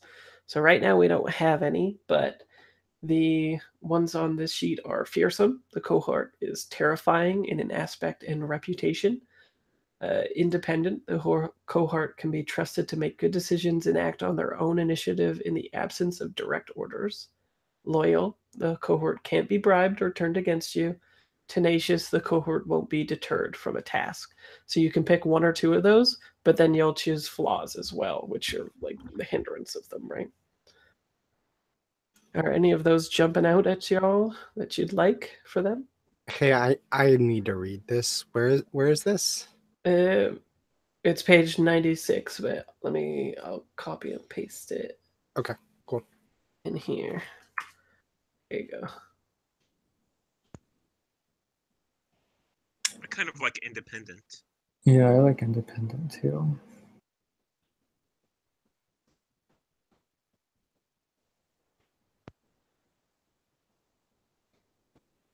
I'm good with independent.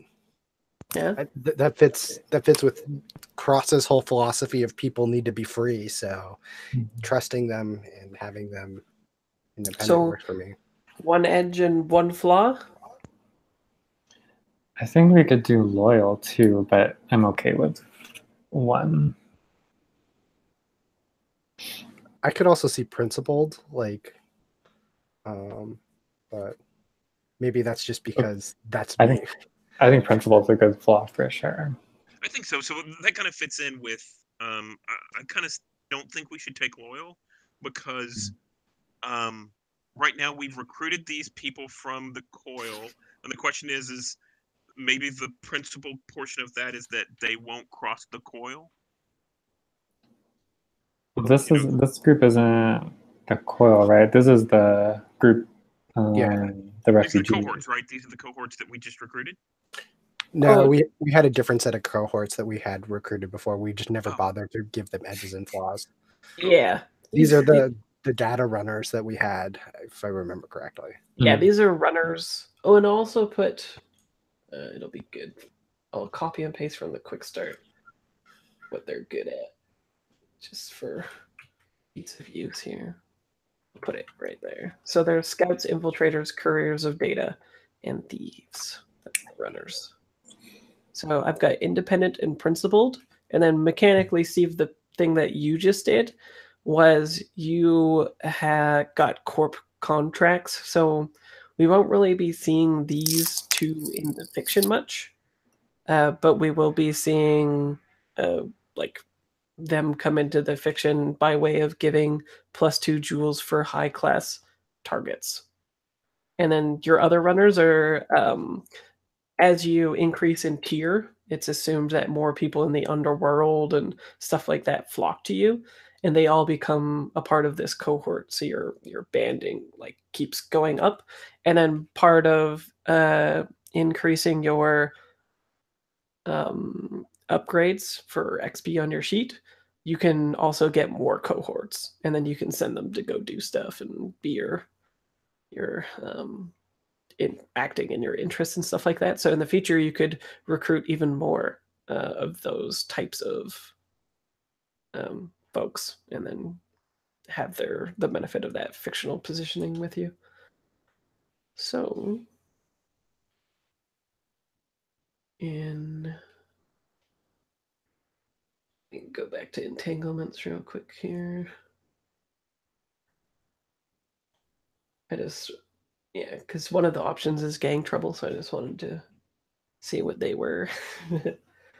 One of your gangs or their cohorts causes trouble due to their flaws. You can lose face, forfeit rep equal to your tier +1, make an example of one of the gang members, or face reprisals from the wronged party. Let's see. Interesting. Who would they? Let's look at your factions. Nourish. Ooh, I like that because we haven't really addressed the jump in time. Because if you remember, the Steve had kind of like, I don't know, he didn't defect to Carrion, but we saw there was like some relationship that he was brewing with them or whatever. And so I think what ends up happening when you get back is, since they're principled, rep equal to your tier is only 1.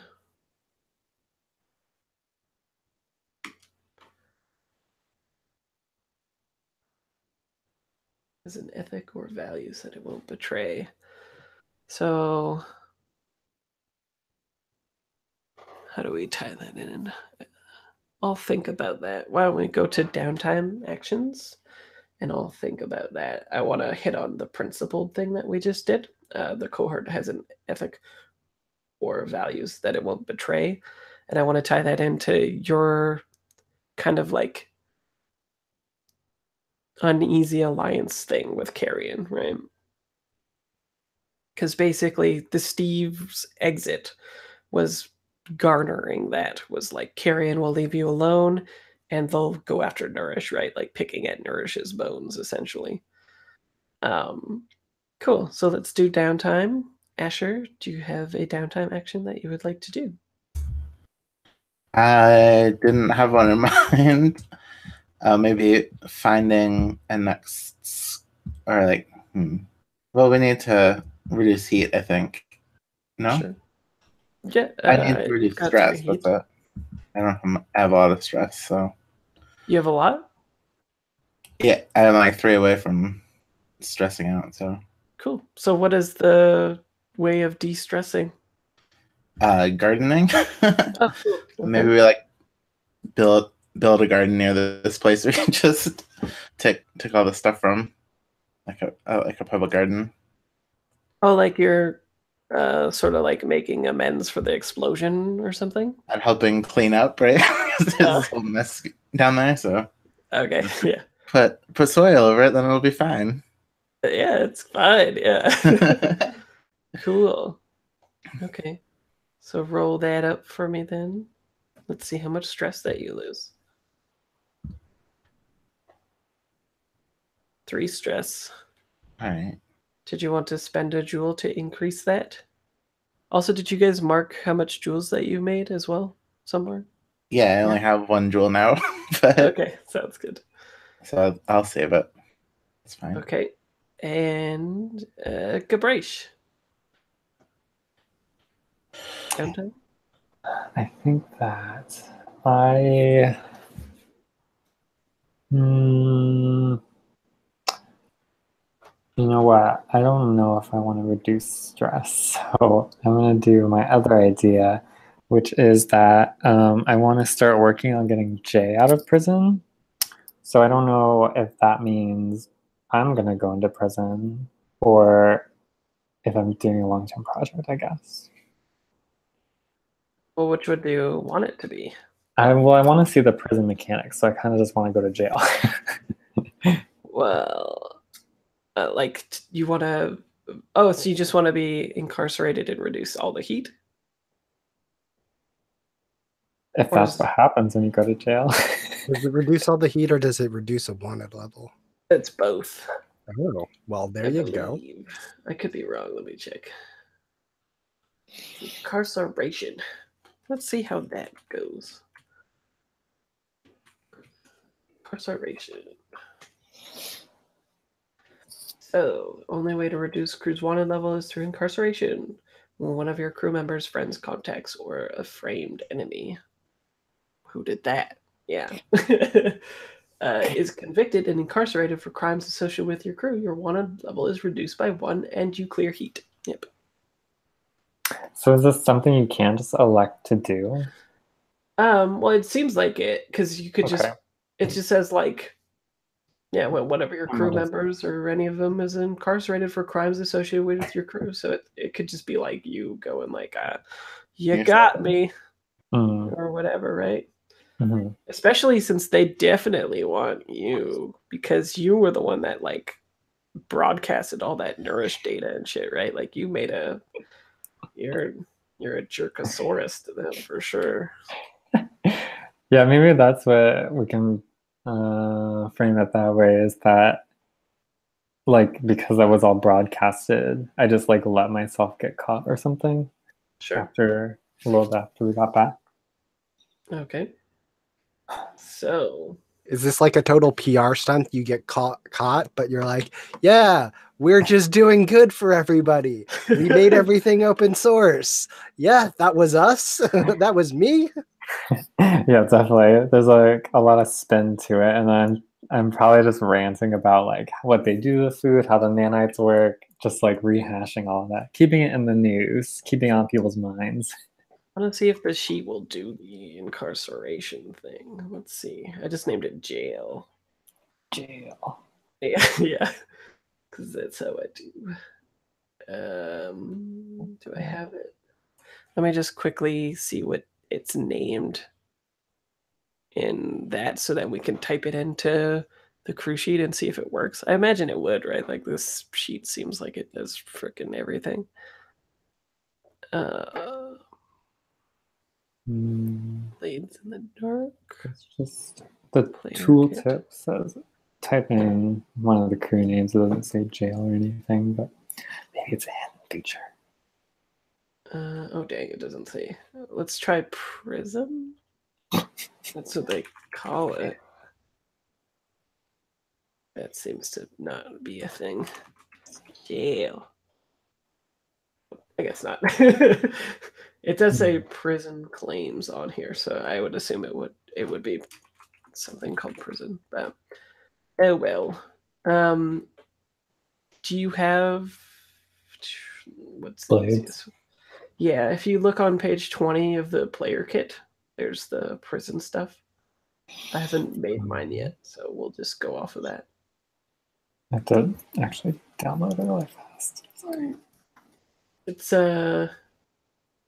let's see. So what you do when you're incarcerated is you roll 1d for each PC tier level.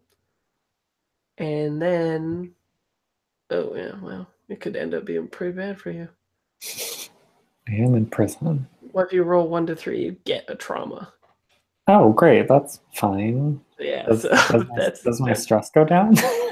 It doesn't say anything about that. So Okay. 1 Good to stuff. 3, it's horrific. You suffer a level of trauma from your experience. 4 to 5, you keep your head down and do time. 6, you do your time while your crew gains a prison claim and +1 faction status with a faction that you assisted while you serve time. And a critical is like you gain rep and shit too. So you're like a hard knock life in there, I guess. So why don't you roll tier and let's see if you get a trauma. God. And if you need a claim, I'll just tell you what they are and you can choose. Is there any fiction about what the prisons are like here? Like, what is a hectoplanet prison? Yeah, well, hold on. I got a 5. Okay, so at least you don't get trauma, right? At least. Yeah. So okay, it's not called prison for one in Hectoplanet.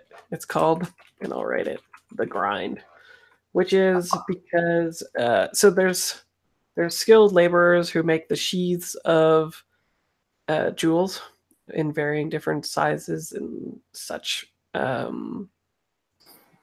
So most technology uses jewels in here, and it's powered by kinetic energy. So like a la Wind Up Girls technologies.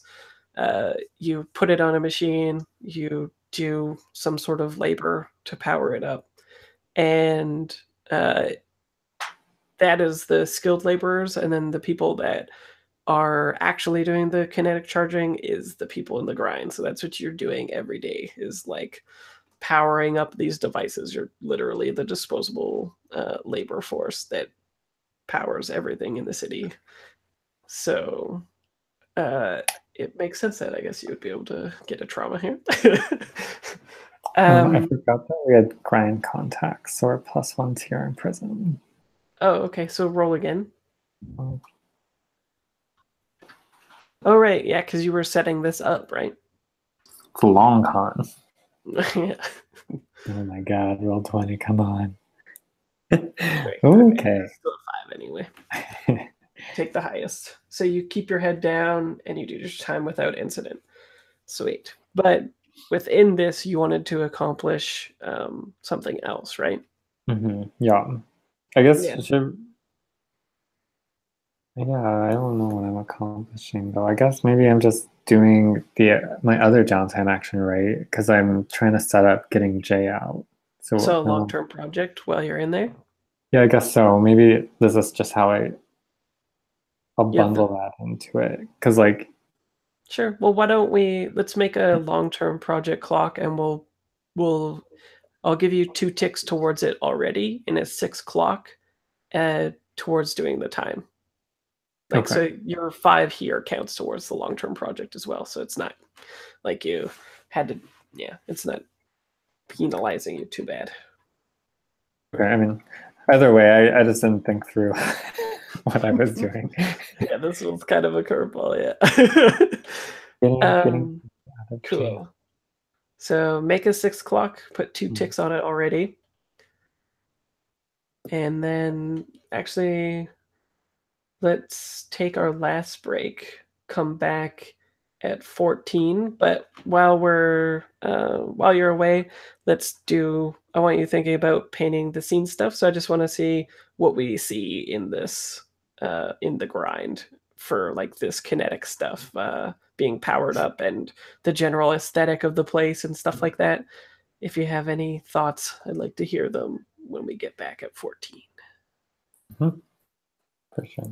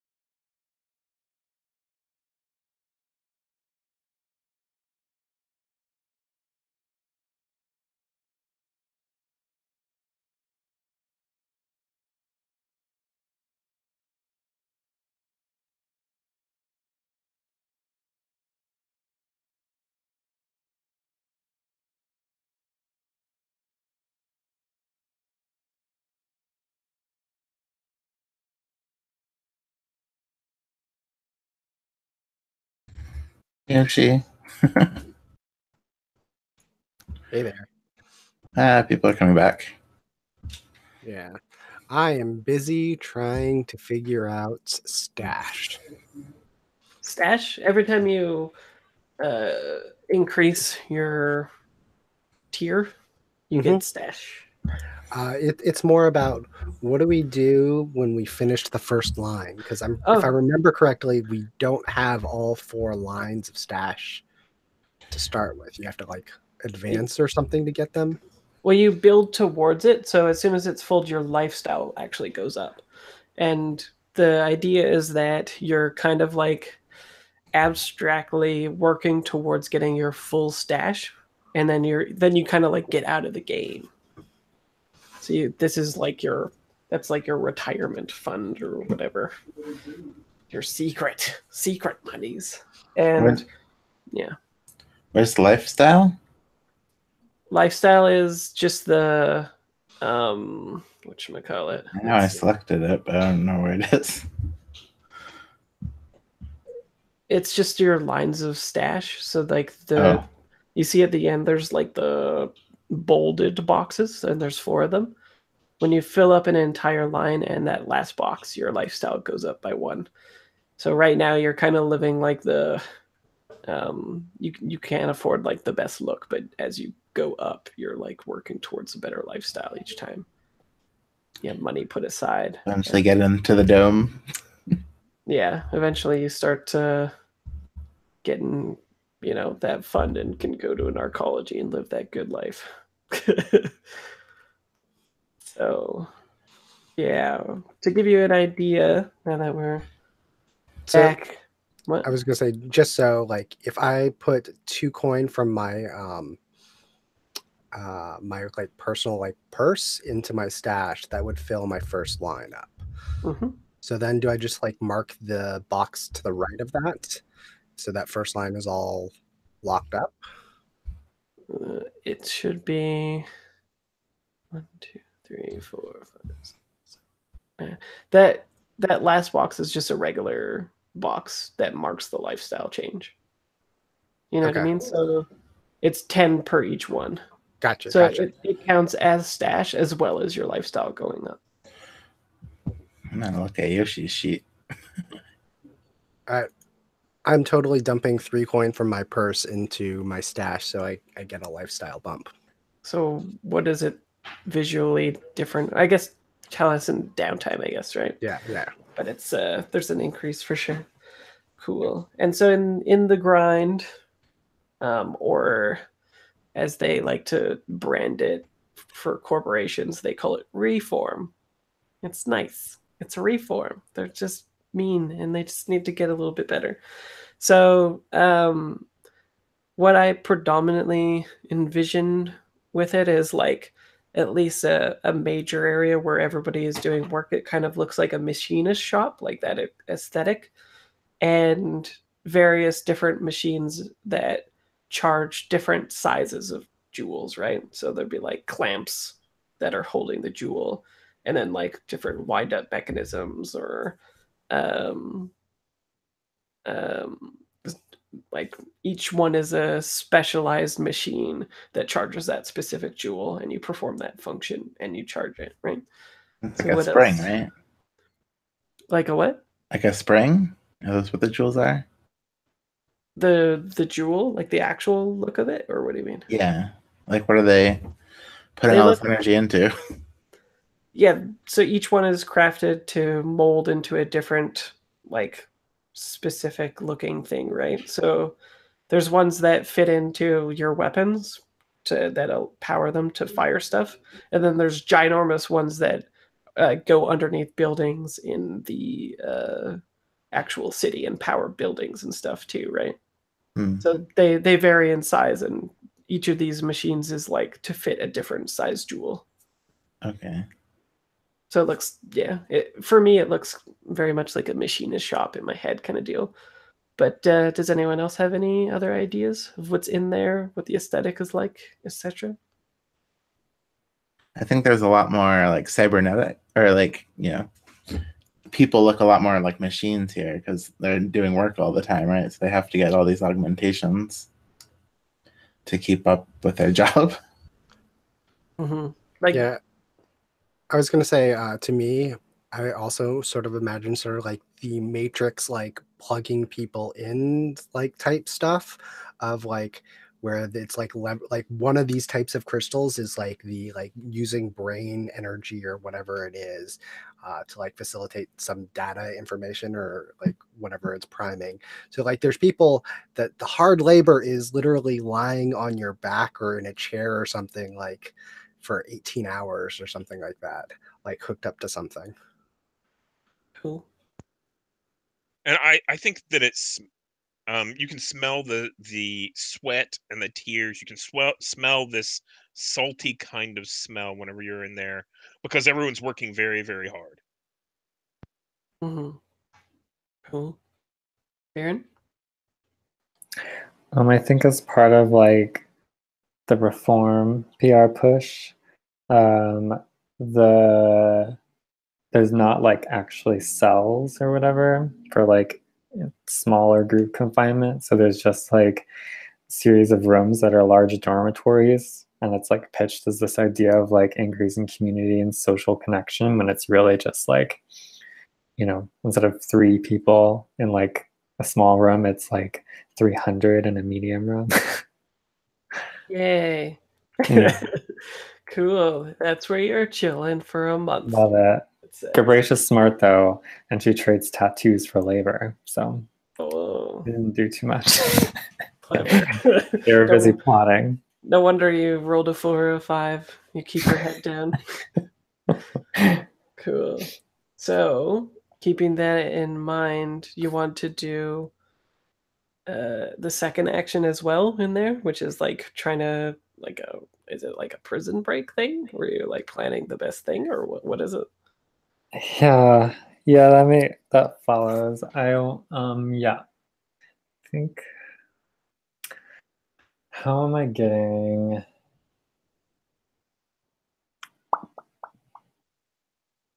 You want to think about it and then I'll go to the next? yeah. Or- Yeah. Let me think about it. Cool. Old man, what's your downtime action? First one. So I had started a clock last session, so I think I'd like to continue that. It was craft a cybernetic creation or something like that, or invent Oh, one. cool. Yeah, a new Yes. schematic. Yes. So I think I'd like to continue that. Cool. So what do we see on screen? I think this is a lot of, working literally on a screen, drafting things and some programming of how to interpret these things. I don't think I fictionally developed what was going on last session, but I think this session I'm working on a new form of nanites that can be used for control or destruction. To disassemble things at at the nanite level, or to reassemble them at the nanite level. Cool. I like that a lot. And AutoCAD has prevailed, and even in the future, AutoCAD nanites. Cool. So what action do you think that is? Is modify maybe, or Yeah, hack? sure. Yeah, that sounds good. And then, so you'll just roll it, and then we'll see how many ticks you get Okay, so towards. it's asking me about position. So is this a controlled? In downtime, you don't worry about any of that. You Okay. just worry about it. If you can still push yourself for bonus dice and stuff like that, but position and effect doesn't matter in downtime actions. Okay, to just click on through and Yeah, okay. exactly. So 5 gives you 2 ticks. And then you can also spend jewels to increase the effect level if you want. And you can also spend a jewel to get another downtime action completely as well, which could be the same thing. So actually, my special ability Ingenuity gives me a +1 result to my die. Oh, cool. So you get 3 ticks instead. And then if you spent a jewel, you could get 2 extra ticks above that.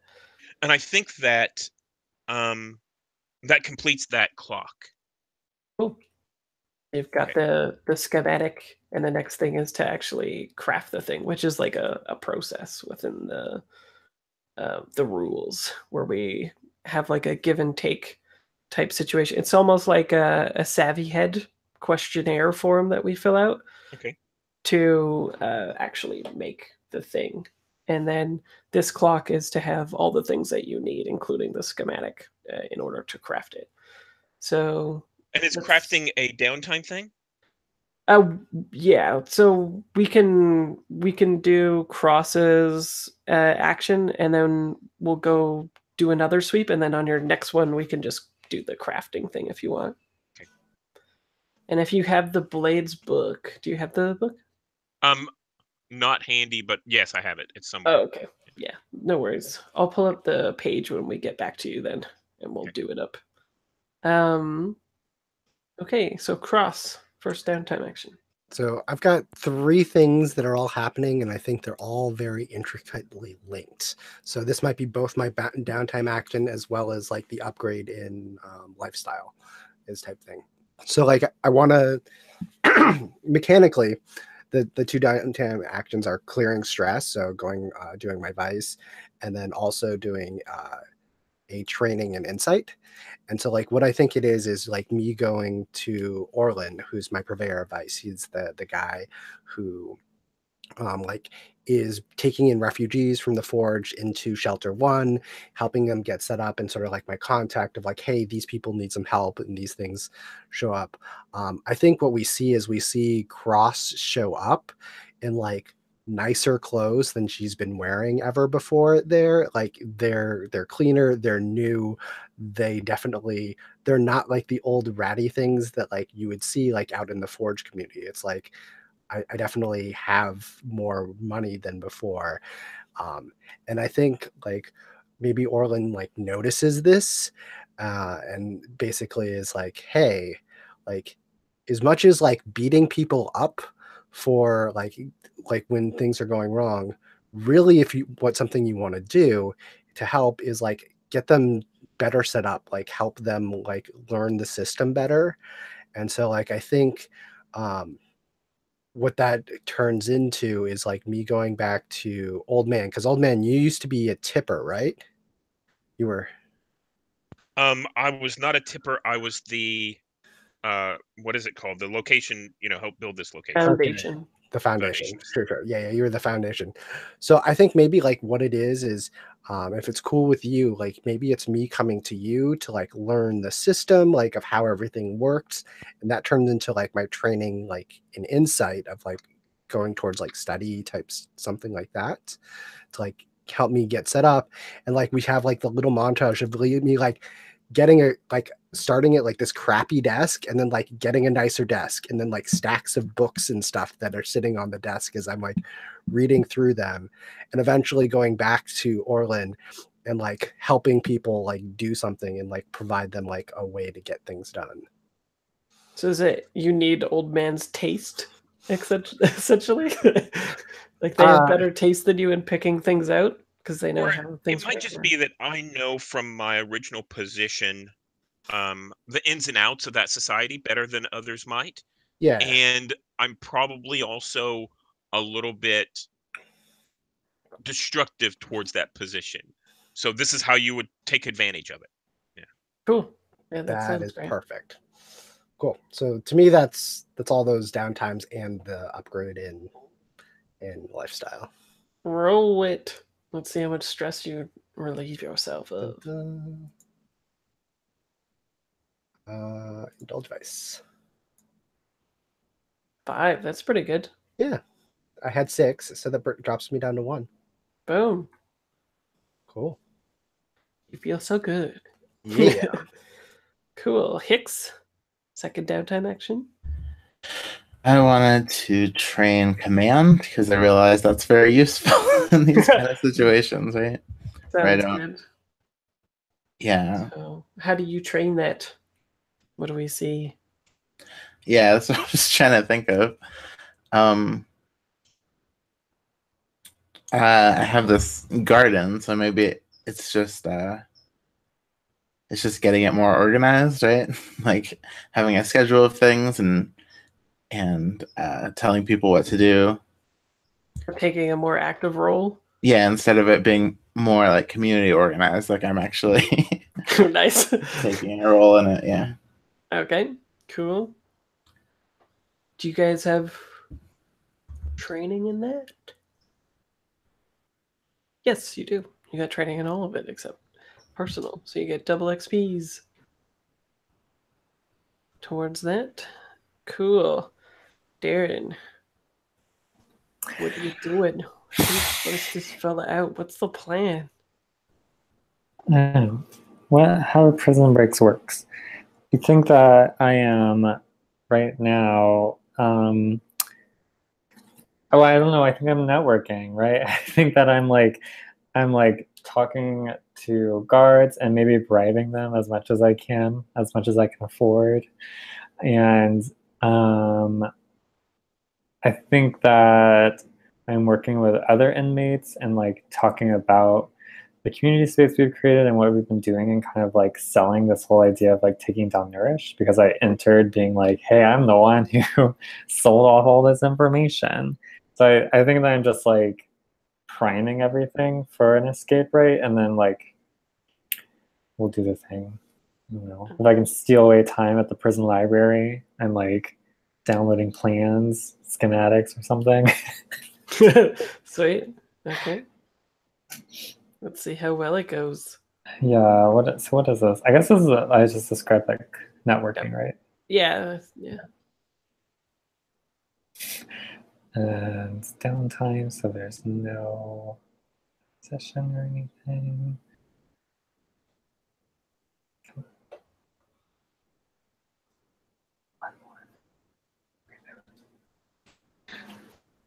So 1. Jeez. Wait, I got a 2. Yeah. But 1 segment, I mean. Yeah. Yeah.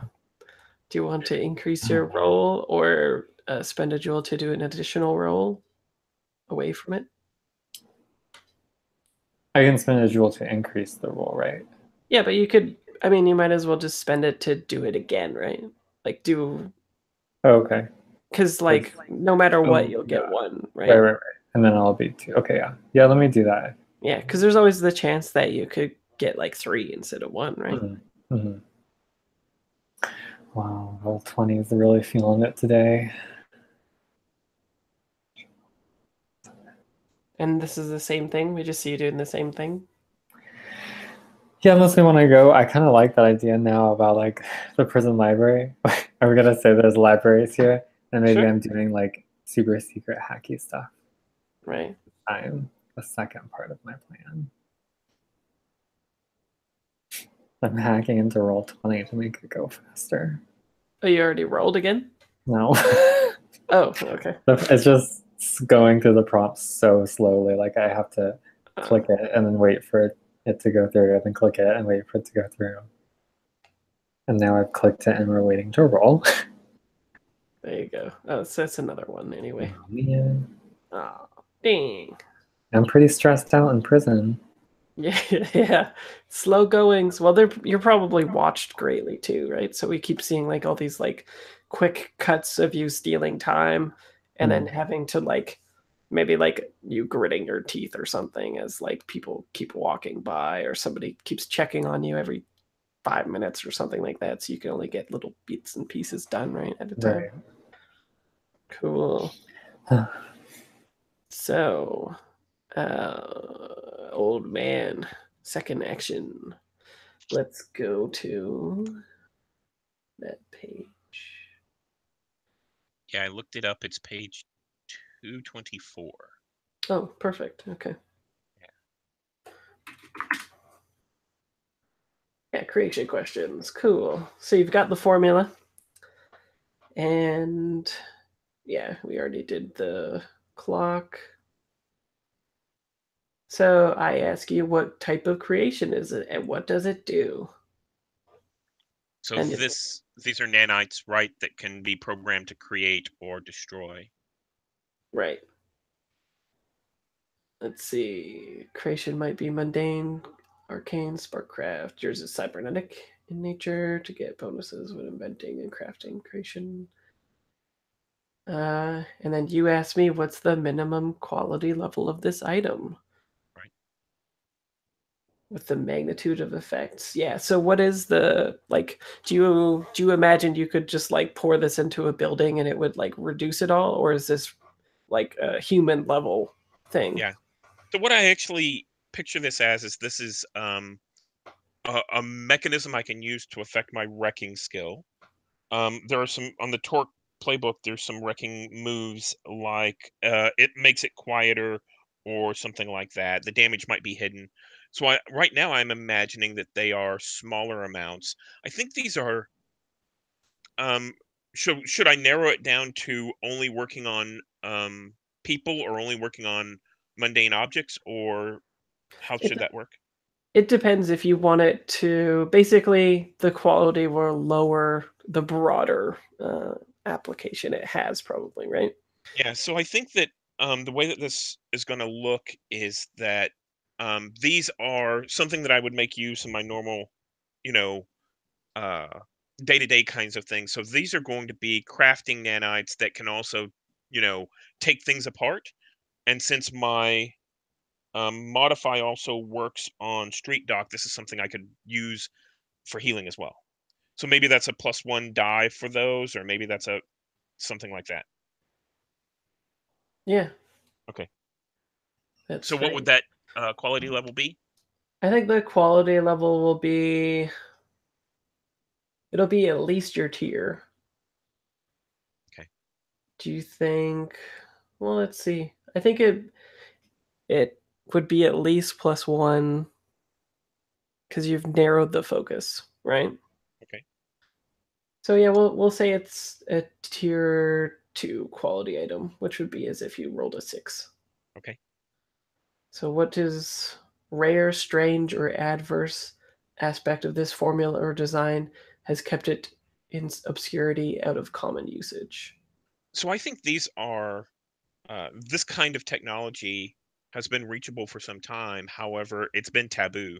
I think maybe this is one of the reasons I was kicked out is from the foundation, from the upper tiers, is that pursuant of this kind of technology could destroy or lead to the accidental destruction of society, or from it could turn everything to orange dust or something like that.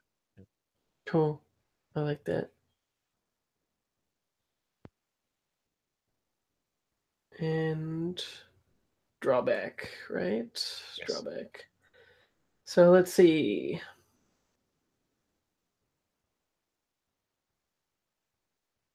Complex, no.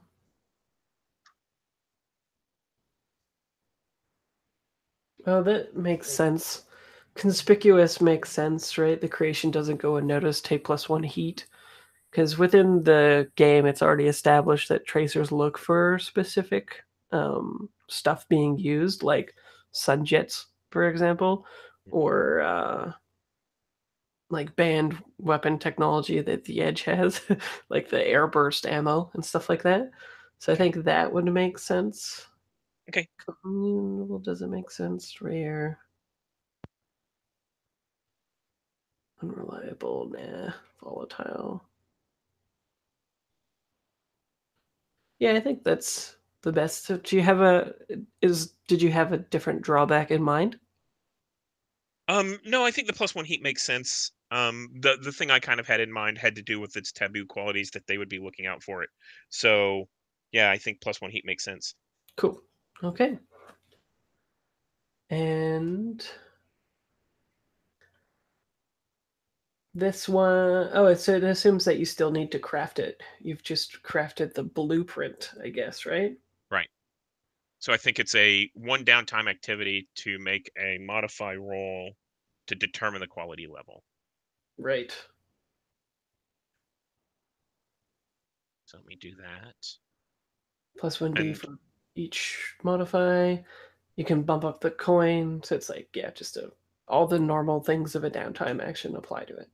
yeah, Oh, but it does say +1 quality for workshop and crew upgrade. And do you guys have the workshop? Do you not? I Has the don't know. Yeah, we do. Yeah. Oh, So sweet. So whatever you get, the quality will be better. Wow, and you got a 6. So and it's Hmm? We get up 1 for the workshop, and then I have the ingenuity, which is +1 result level, right? Sweet. So it's tier +2, which is very good. So it's like basically you can use it against pretty much anything. And the make sure, oh, I can't remember what it's called. With the fine is 1 above your quality level. What is the 1 above it? Simple, significant.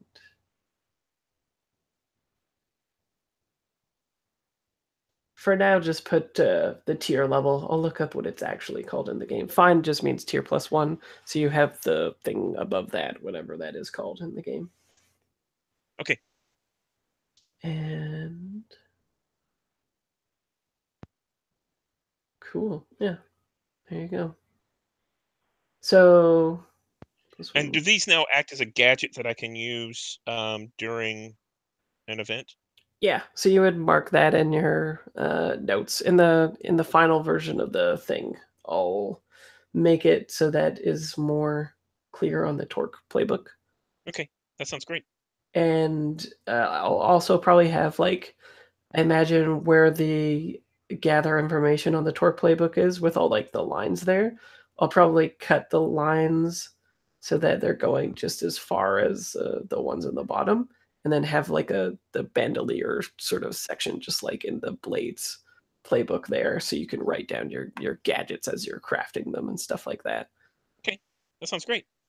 And cool, yeah. What do you name it? Is there a specific name for it or anything like that? Oh, you'll have to give me. Oh, you'll have to give me a little bit to think about Sure. that. Yeah, for sure. Okay. And so that is, oh, exquisite. There you go. Darren's got it. So it's exquisite. Is that actually, or did you just make that up? No, I don't know.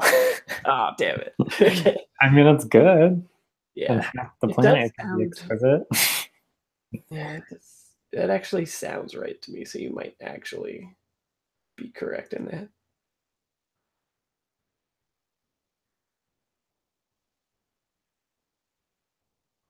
Yeah, dang. I'll have to find whatever page that is on later.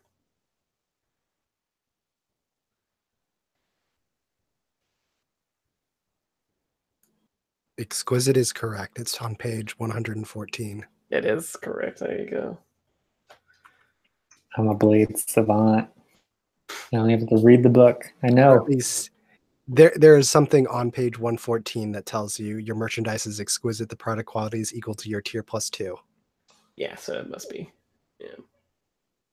I know there is like a table somewhere though that has like the tier 1, 2, 3, 4 names of it somewhere, but yeah. Alrighty, cool. So is everybody done downtime? I'd like to spend a jewel to do an additional downtime. Sounds good. What would you like to do? I'd like to indulge my vice. Oh, that sounds wise. Yes. What is it?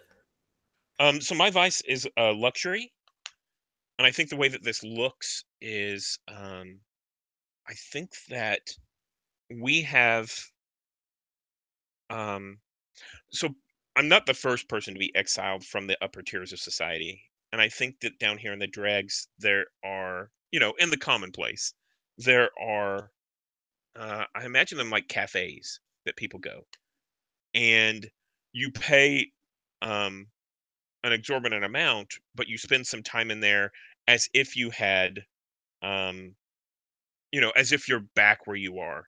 So that luxurious vice, the way that that looks on screen is you go into a place, the walls all are screens, so it looks like you're again in, back in the upper section of the city. Aren't Isn't the upper section like floating or something? Is that right? Floating.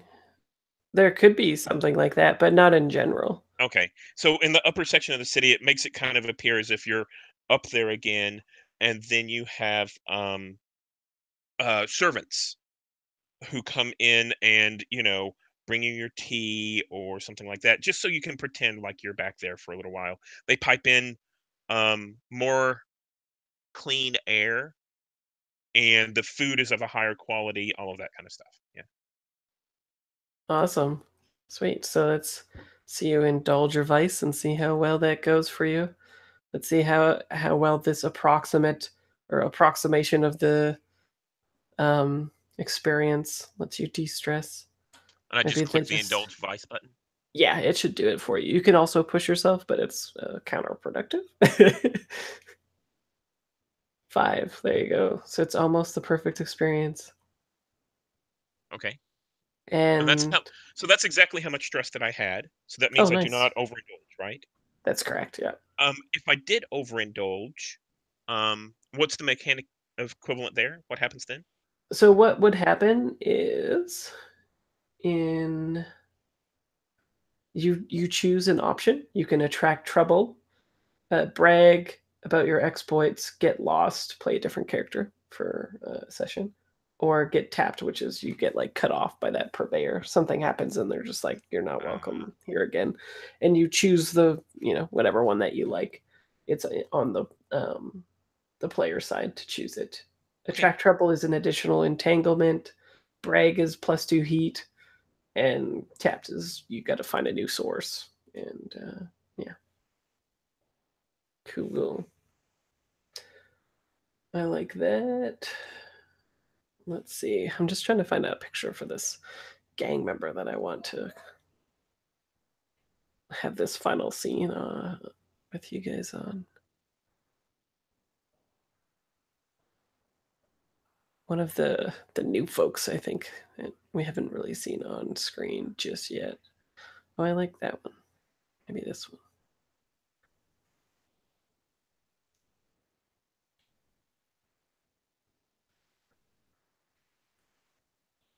I think this person here. Right, let me just grab a name from the quick start.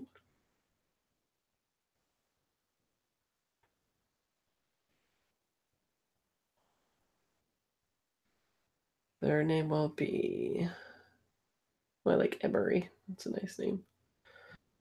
So I think their name's Emery. She's pretty like cybered up, as you can see.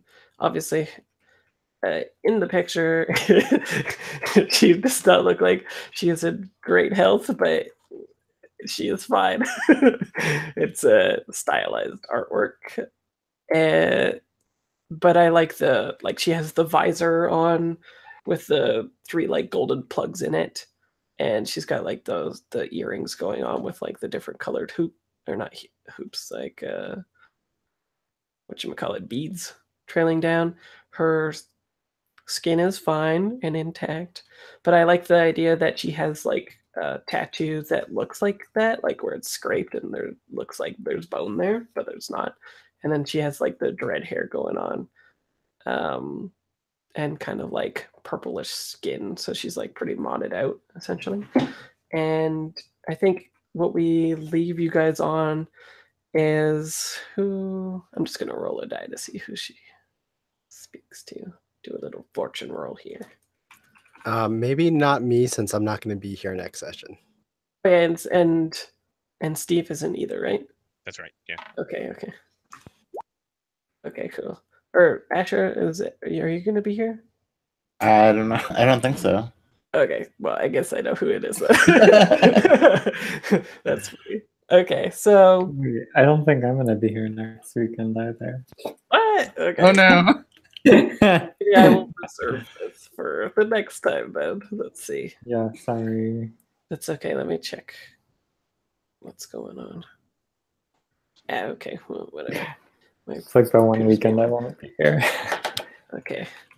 Entanglement with Emery. When people are back. Okay. So we'll just leave the end scene being the last downtime action instead and retcon that. I'll make that happen when y'all are back.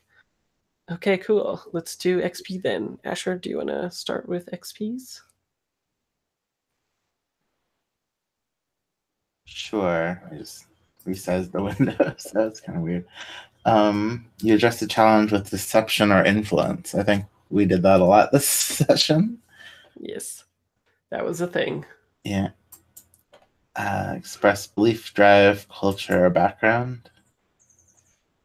I think realized how much I like to be stealthy. Right, like, even at the beginning, I said that's something I wanted this to not go sideways and just have a plain stealth mission. Mm-hmm. And then I brought in like making more gardens throughout the city, so that was kind of a neat idea. Mm-hmm.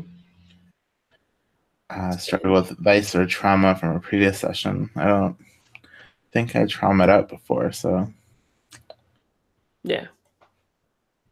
nothing there. Cool. Darren? I think that I too addressed the challenge with deception or influence. I don't know. It's confusing to me. I'm not sure. Can't really keep track of it. Especially like the whole prison thing. That's like basically all a deception. Well, you know, just trying to live up to that XP trigger. To express my beliefs, drives, culture as a background. Well, yeah, because I'm still pursuing getting Jay out, so that was kind of like a one session ago, like kind of promise that I made. So Yeah. sticking to that. At least a belief or a drive or something there, right? Mm-hmm. And then no vice root or trauma struggles. Not yet. Probably soon though. I'm still 2 away.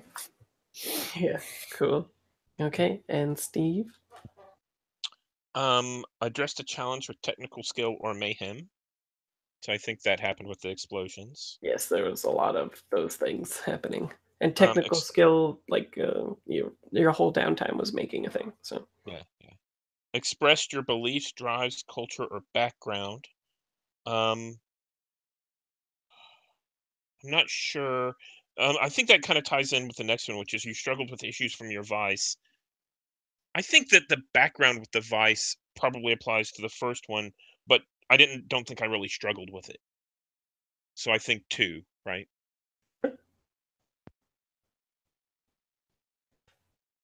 Well, it'd be 3, right? Because your first one you did a lot of.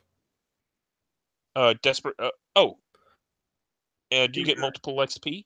Yeah, so if you did a thing more than once, you could get 2 XP for each line. Okay, that's right. Okay, thank you. Cool, yeah. And Yoshi. Yeah, you addressed a challenge with violence or intimidation. Not really in like intimidation in the normal sense, but we definitely blew some stuff up. And like the whole like deception was that there was violence here. So I'm gonna take 2 for that. Sounds good. You express your beliefs, drives, culture, or background. I think this happened a little bit with just like showing the lifestyle update and like dealing with Orlin and stuff like that. So I'm just going to take 1 because I don't think I hit it very hard, but I think it was there a little bit. You struggled with issues from your vice root traumas during play. They came up in play, but I didn't struggle with any of them. So I'm just going to take the 3. Oh, I like that. And then, Darren, do you want to do crew? I would love to. Execute a successful accident, disappearance, murder, or ransom operation. Yes. Yeah, they disappeared real good. Oh, yeah. And then did we continue challenges above our station? No, you said it was the coil. What? They're the same tier as you. Mm-hmm. No, for that one. We gotta start hitting those tier 5 again. Did we bolster our crew's reputation or develop a new one? And we are professional and deadly. I think we did. Yes, I think we did both. Yeah, that was a thing. And then did we express our goals, drives, inner conflict, or essential nature of the crew? Probably right. At least like 1 because we're like positioning ourselves to get to do the big stuff again. Yeah, I don't think we like struggled with like conflicts, but like I definitely feel like this felt like a setup action or like a setup for what to do in the future to like really hit things hard later. So I think we should get 1 for it, but probably not 2. Sure. Mm-hmm. That's it. Cool. I will stop.